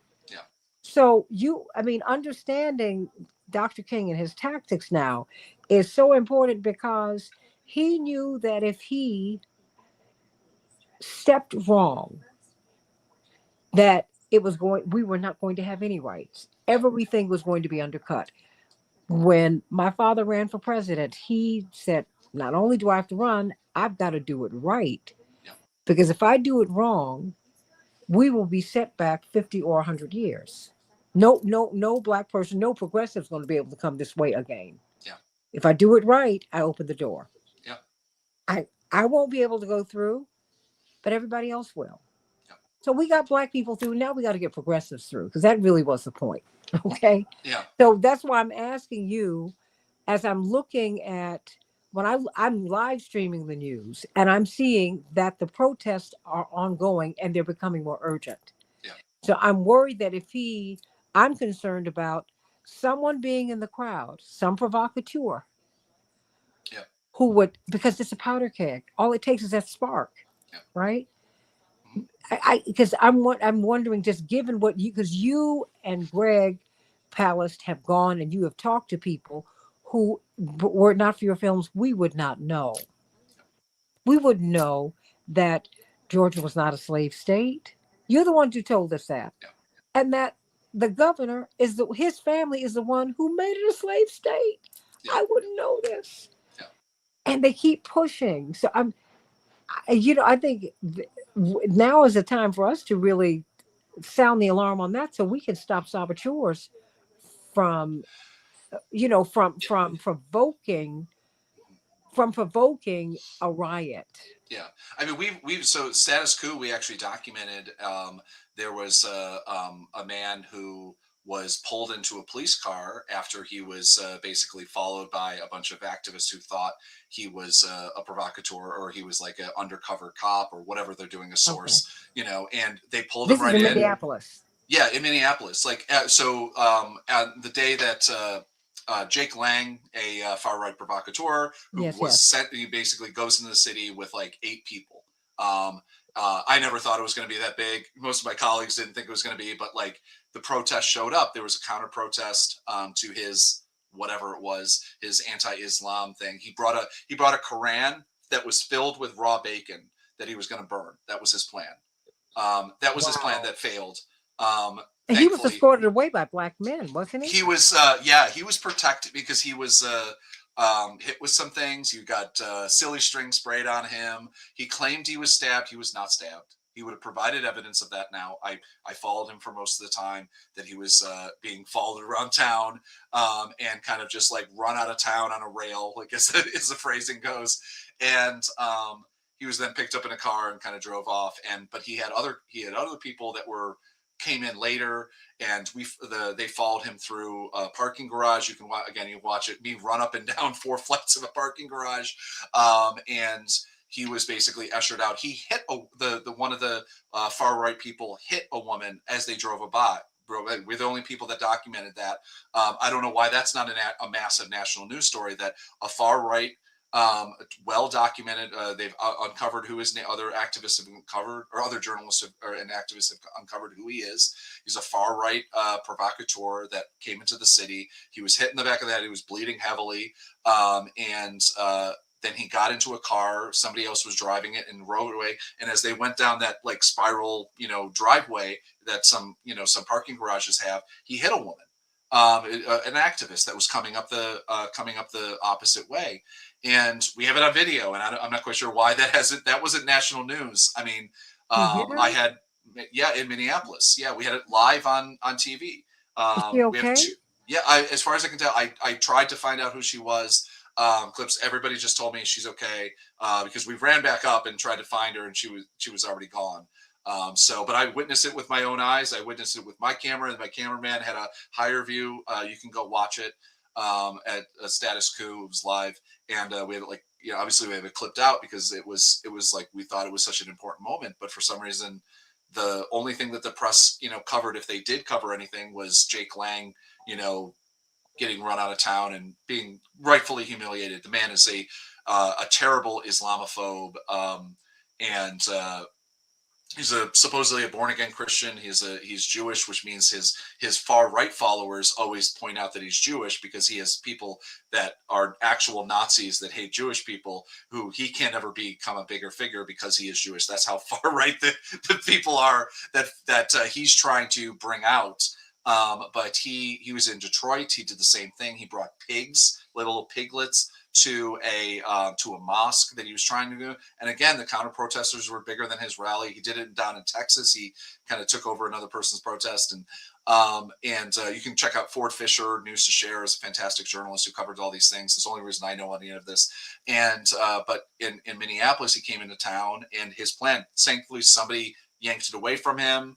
And we witnessed again you can watch it on our live stream. We witnessed like somebody was they pulled out the raw pieces of bacon and took the Quran away. I don't know what the process for a desecrated text is in Islam, but it's what he was trying to do. That was the whole point of him doing it. He was going to do it before the protest, but thankfully counter protesters showed up. The protest was supposed to start at 1. He showed up at 12, and counter protesters were already on the ground because they kind of knew that he was going to try to do something like that. And thankfully they stopped him. And not that, it's a book, it's a Bible. Obviously it's very important to people, but like he was showing up there to start stuff. That was the point. It was just to start stuff. In a heavily Muslim community, which is he was there because of the because Somalis are there. He's not showing up to he's not showing up to Manhattan and doing this. He's not showing up to Norfolk, Virginia, where I live. He's showing up to a place that the Somalis were the reason why Donald Trump said people, because of this absolute BS that another provocateur started that has access to the White House. And that's like one of the more terrifying things, is that you can just be a random live streamer honestly, I tracked the guy that started it for quite a while, but he was not that big of a person within the far right. And then he made up this whole story, which the Republican Party in the state of Minneapolis got him to come there. So this isn't like a solo person. This is the Republican Party. The Republicans had him come? The Minnesota Republicans had him come into town to investigate. A man who's not a journalist. He has no track record. He's not even saying that he's not like a credentialed journalist, like myself, but he has no ability to do this. He's just a guy with a live stream who likes to try to start stuff where he goes and, ask people, the man on the street kind of ask people provocative questions to get YouTube clicks. So do you think the provocations are coming from Washington? Absolutely. I don't think that Jake Lang, mind you, Jake Lang was and is a pardoned J6er. He's one of the more violent J6ers. He attacked a police officer and other people there. You can see video of him doing it. But he was there to start stuff. So it's the same thing with that live streamer. I don't like to share names because it just gives them more attention. You know who they are if you know. If not, it's a right-wing agitator. And oh no, I'm gonna tell you. Yeah. I like to share their names because I like for people to know. See, because if I'm somewhere, I want to know who you are. Like Jonathan it's Ross. Nick Sorter. He tried to go back to the city and somebody yanked his camera. Yeah, no, Jonathan Ross lied to his neighbor. He said that he was a botanist. Who does that? And his wife is I think Filipino. It is such a wild. The disconnect on. She's browner than I am. Yeah. It's when I saw her, I went, oh. The psychology of that. It's an interesting because I remember after the Unite the Right rally, so a lot of the people that organized the Unite the Right rally and went to it have either Hispanic or Asian or immigrant coded girlfriends. And so there's discussions on message boards about when the day, it wasn't the day of the rope. I'm trying to remember what the phrase that they used were, but basically when the day comes when they have their white nationalist thing, what happens to Bob's girlfriend or fiance? They're fine. Thomas Jefferson. No. I don't. No. In their Thomas world, Jefferson had a whole family with Sally Hemings. Really, look. We're all products of that, so I'm over that. So I just want to. No, because that's look. These uncomfortable parts of they're our collective history. Yeah. If we do not discuss them, we'll never be able to work through them. Yeah. The quote from James Baldwin, you got to face things and you cannot work anything out until you face them. That's just the way it is. Yeah. So look, before you go, help me to understand what it is that we don't know, because I certainly didn't understand. I didn't know that they had a big preacher up there who was an ICE agent. Yeah. I said, this is a different kind of place here. But But because they're disguised, a lot of them are walking around, they're walking amongst us. Jonathan Ross lied to his neighbors and said he was a Yeah, botanist. yeah, Help yeah. make that make sense. What don't we know? So as somebody I've been on the ground the last week, and like, so like watching, the national media and watching the thing, I Mm. haven't been watching things. So forgive me if I'm wrong, that the national media hasn't been doing a fantastic job expressing the fact that the average Minnesotan or Minneapolitan, I think it is, Okay. does not want ICE there. They don't like them. They're active in the so many of them, hundreds, if not thousands of people are active in the city organizing. This is not 12 people in a book club, in a hipster cafe doing this. This is hundreds of I don't like using the term average people, but just like your neighbors or whatever, just like white people, brown people, black Who are not people. activists, right? Yes, not They're not, activists. They call it, it's like called commuters. Like they're yeah. just people. It's just something that like we've been working out the language of, like when we talk about it, it's just like these people are, I consider, basically, it's like they're people who commit acts of activism. And they may not, it's not their full-time job. It's not what they do. It's not Mm. who they would consider themselves. I consider myself a journalist, and people can go out in the street, the young woman who filmed George Floyd's killing. She committed an act of journalism. She's not a journalist, but she committed an act of journalism, and she won the Pulitzer, Cope won the Pulitzer on that. And she deserved it because she had the bravery that so many people don't have to stay there and film. And that's what I see in Minneapolis, is that so it continued. I mean, that kind of like that heart, that streak of I don't know what, it's something that I see a lot Isn't in it very, cold states. isn't it very American though? It I is. mean, It when you is. really look at the American Revolution, look, we have no one is perfect, Yeah. but you had average people who were not the everyone Yeah. wasn't Benjamin Franklin, everyone wasn't George Washington. Yeah. These are people who rose up Yeah. and said no more to monarchy. Yeah. Just that is huge to me. I mean, we have a culture that, if somebody comes into your town or somebody comes into your house or whatever and tells you to do something, we tell them to themselves. You remember themselves, and I think that's, there's something, I talk to so many people because, the phrase, the Minnesota nice.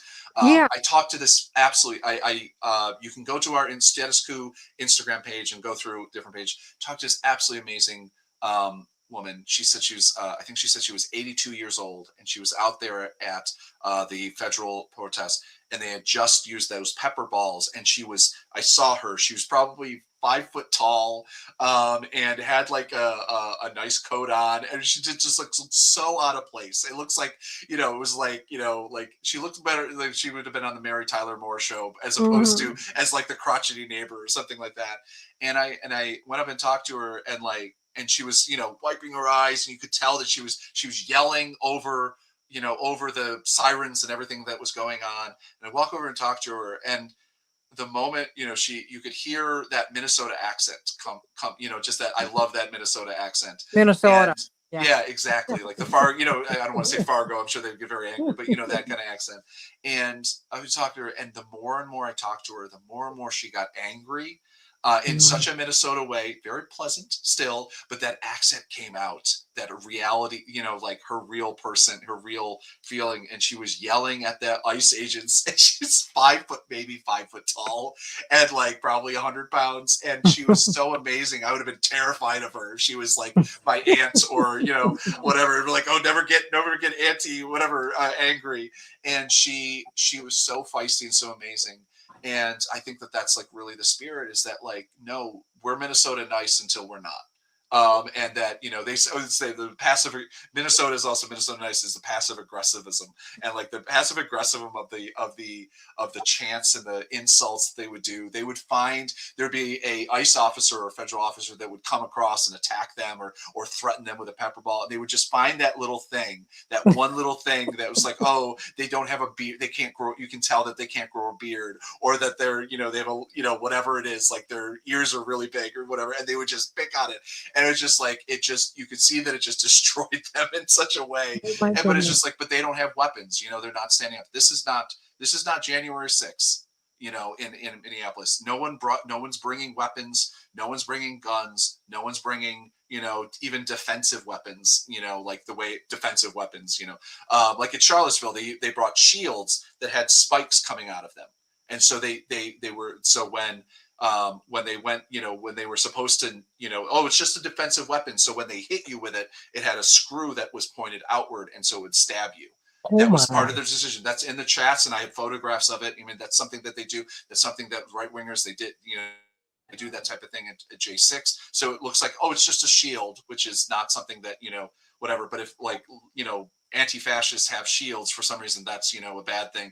But if J6ers have it and they're pardoned now, and there's no pipe bombs, there's no nothing brought to this. This is just people that are ticked off at a fascist government that is trying to tell them that their neighbor that runs a daycare, runs a whatever, drives a taxi, whatever, that they're not American, even though, never mind that so many of them are either citizens or they're they got their green card, they got their whatever, or that just who cares, and the fact that they are part of the community, they pay taxes, unlike Donald Trump.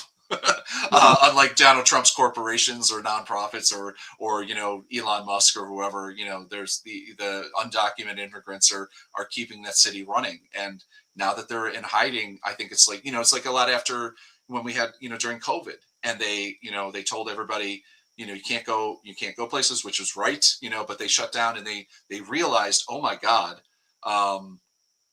the people, the poor people, the hourly workers are the people that keep the society moving and keep this economy moving. And I think that like they're going to realize really quickly once they have 70,000 people, 70,000, ICE has 70,000 people in custody right now across the country. Oh my goodness. In custody, like, so in prisons and detainee centers or whatever. And so they're having a problem finding space and everything like that. And for so many people, I mean, this is turning into, there is to start where to end where I started, there is a historical, parallel of, you start putting people in camps, you start people in whatever, people are disappeared. You don't know where people just show up and break a door down, pull your neighbor out, leave the door open. There's documented cases where they left a child in a car seat when they kidnapped the child's father and mother. And so it's just like, these are people not beyond, they're not trained. I don't know what to say about them. I mean, I would say it's so wholly un-American, but there is, a dramatic history of us doing that. I mean, Hitler Yeah. learned so much. He learned about how to run the camps from the Civil War, from slavery, and the way that we treated people. And so I don't want to say it's uniquely American, but it is No, something that apartheid was based on Jim yeah, Crow. I mean, we there's argue some that, yeah. there's some things we perfected here now. Yeah. No, Yeah. I mean, it's been said a million times. It's like, this is just Jose Crow now. It is like, it is the way to Oh. bring it to Hispanic people or anybody coded. I mean, it was say, it's this Hispanic people, but they're going after, Somalis right now, people that again came over here legally and went through the process and everything they did. I very quickly, I covered before in 2024, I covered a thing called National Conservatism Conference. And it was all the right wing panels. It's a very quiet, it's not like CPAC where it's all the big names and it's flashy, or TPUSA. It is all academics and all the people that kind of like, not even just, they may not work in the administration, but advise the administration. And I went to an immigration panel. You can go to my YouTube page. I'm the only person that filmed it because I was there. Only person, somehow they let me film it. I'm not quite sure who they thought I was, but I snuck in there basically under my legally under my credentials, and filmed the whole thing. And they talked about what their plans were. These is a big panel with at least 3 noted white nationalists and Tom Homan, who is, I think, a noticed, border czar, Tom Homan, who I actually interviewed too afterwards. But Ah. they said, a very brief interview, and I'll say it. I'll tell you what he said in a second. But they said, one of the people on the panel, and again, you can watch this, it's documented, that they were going to start going through people who are newly citizens and start looking through and seeing if the paperwork is right. So basically, if you got your citizenship under Biden, that they were going to be, it was immediately suspicious. And we see this, we see people who have their citizenships or are in doing everything illegally in the country, and they're pulled in anyway and pulled in. But what I asked Tom Homan, I got like exactly a minute with him afterwards. I think I have the video up there too on my YouTube page, Visu News. You can search on YouTube. Is I asked him in the 1950s, because he talked about like we're going to expand. He basically talked about how what is happening now was what they were going to do, and so like all of this was played out. Everybody should have known if they actually sent journalists there. There was maybe 3 other journalists in that room that I know of, all great, really great journalists that cover like kind of the far right and things. And he said, I asked him, I don't know if you remember if you know this thing. I don't want to say the word because it's a derogatory word but in Eisenhower, who is, continually bees this, they like to pull up, it's like a good Republican like Eisenhower. He did a thing called Operation Wet. The pejorative for Mexican Wet BACK, Americans. Right. And while it wasn't the largest raid that he did, it was very violent and very terrible. He later did in the late 50s, he did one that is equivalent to what Trump is doing. But what I asked him is that, would you, so is it going to look like something like Operation W Word? And he said, yes, but more organized. And which is terrifying, because if you know the history of Eisenhower's anti-immigration raids, where they pulled everybody who was brown, they did it, and it tanked the economy, because it tanked the economy of the border states and farming and everything that we've said that we're going to do. Everything that people have said, if you pull out all the people that pick our fruits and vegetables and things like that, who should be paid better. That's not the discussion here, but it's just like people who are supporting the economy. If you pull them out and deport them, then you're going to tank the American economy. Not only because Americans aren't going to do that, but they're certainly not going to do it for the nightmarishly illegal wages that immigrants do it for. And so that same thing happened in the border states, and the farmers and the fruit growers and everything basically rioted against Eisenhower, and they stopped it for a bit, and then later on they did it again. And so it's whether there's so many lightning rods that could happen, or lightning strikes that could start fires that could happen in the coming months and years. That's like whether or not it's going to start pissing people off quite a bit when they realize that your apple that you're going to buy to make a pie is costing $4 or it's going to just rot on the vine. It was the fantastic Woody Guthrie song, Deportees, which I've recommended listening to. It's very relevant. It's about one of Eisenhower's, or not Eisenhower's raids, I'm sorry. It's about one of the 30s and 40s, where they would perpetually kind of do this thing where they would raid, immigrant camps and things like that, and pull them across the border and basically disrupt everything, basically because the Border Patrol, that's what they have to do. And why they exist is a question for another show. Well, I want you to come back, and you have a home here, and because we should be watching The Best Democracy Money Can Buy. We should be watching Vigilantes Inc. Please go watch that, because if you care about the election, if you care about everything we've been talking about, that you've got to vote. 2026 has already started. I know in Illinois we're going to have our primaries in March. Yeah. So we're here. We are here, and I want you to pray for the people of Minnesota, but I want you to be active. Yeah. Because there will be a general strike on Friday, and I saw on the chat line several people said you need more than one day, because healthcare is on the line, everybody. 20 million American families now do not have it, and they can't afford it. Yeah. They can't afford it. And don't tell me that they cannot afford to give that to us. If you can take $1 trillion out of the healthcare system, you can put $1 trillion back in it, and you can put the health insurance industry out of business and just have a Medicare for all system for everybody. You can do that. You don't have to have $1 trillion war budget. You don't have to have. Well, I mean, you can take that $27 billion that you gave to ICE and at least make, my subsidized, thanks to ACA, thanks to what they call Obamacare, ACA. Yeah. It went up about, I think, 7 times. I think is Yes. the number of their thing. I mean, it's still, thankfully, It's, still within a range that I can close to afford as a very broke journalist. But like, if I was to pay without that subsidy of the ACA thing, it would be $450 a month, which is which is thankfully where I live, half of my rent, and then there's no way I could afford it. I just would be without health care. I'm one of millions of Americans that would be in that same boat, where we just don't. At least we have the catch-all. There is a absolutely. vague net right now that maybe a lot of people fall through that net, but like there's something there. There's Um, something there, but yeah, you know what? We have yeah. to mature in our politics No, we do. Yeah, because that is wonderful, but it's better. But you know what? My uncle Mickey, may he rest in peace. He was ailing, and the doctor came into his hospital room, and he said this, and I want this for everybody. Might have to edit this out, but I'll bring it back in at some point. They said, you know what?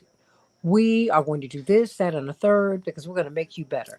He said, give me my clothes right now. I'm not here for you to make me better. I'm here for you to make me well. yeah, Things don't need to get better. Things need to get right. yeah, That's why these people are out in the cold in Minnesota. yeah, They're cold there and they are out in these streets because it's about Renee Good. But Renee Good, it's just like George Floyd.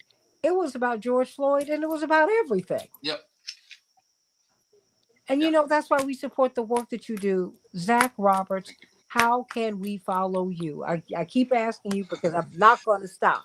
ZD Roberts on most social media, on Instagram, on Facebook, and that sort of thing. I think I'm Zach D Substack. Roberts on Facebook. What's that? ZACH D Roberts on Facebook, but ZD Roberts. If you search ZD Roberts on Google, you'll see all my social handles and stuff like that. You'll see all my thing. And then my newsletter is visu.news, VISU.news, where I do investigations. Mhm. I do my photo essays of things I'm covering, and kind of everything else. I'm starting up like a weekly roundup podcast of basically the things that I cover. It's called "This Is How It Ends," and kind of like all the different things that my classically Zach Roberts non-optimistic take, but like this is how it ends, and kind of all the warnings, whether it be about AI, whether it be about the far right, and Mhm. whether it be about immigration, and just kind of a weekly news roundup podcast. And then I interview the first interview I'm going to have probably next week starting is an awesome guy who awesome person who they used to be a far right extremist. They used to be a person who worked on Stormfront on that website that I referenced before. Yeah. And now what they do is they reform people. People come to them and basically they talk their way through, be like, okay, well, here's the first step is, maybe you get the tattoos removed, maybe you do this, and kind of help them through as just a person to person. And they have like a nonprofit, and is a really great person.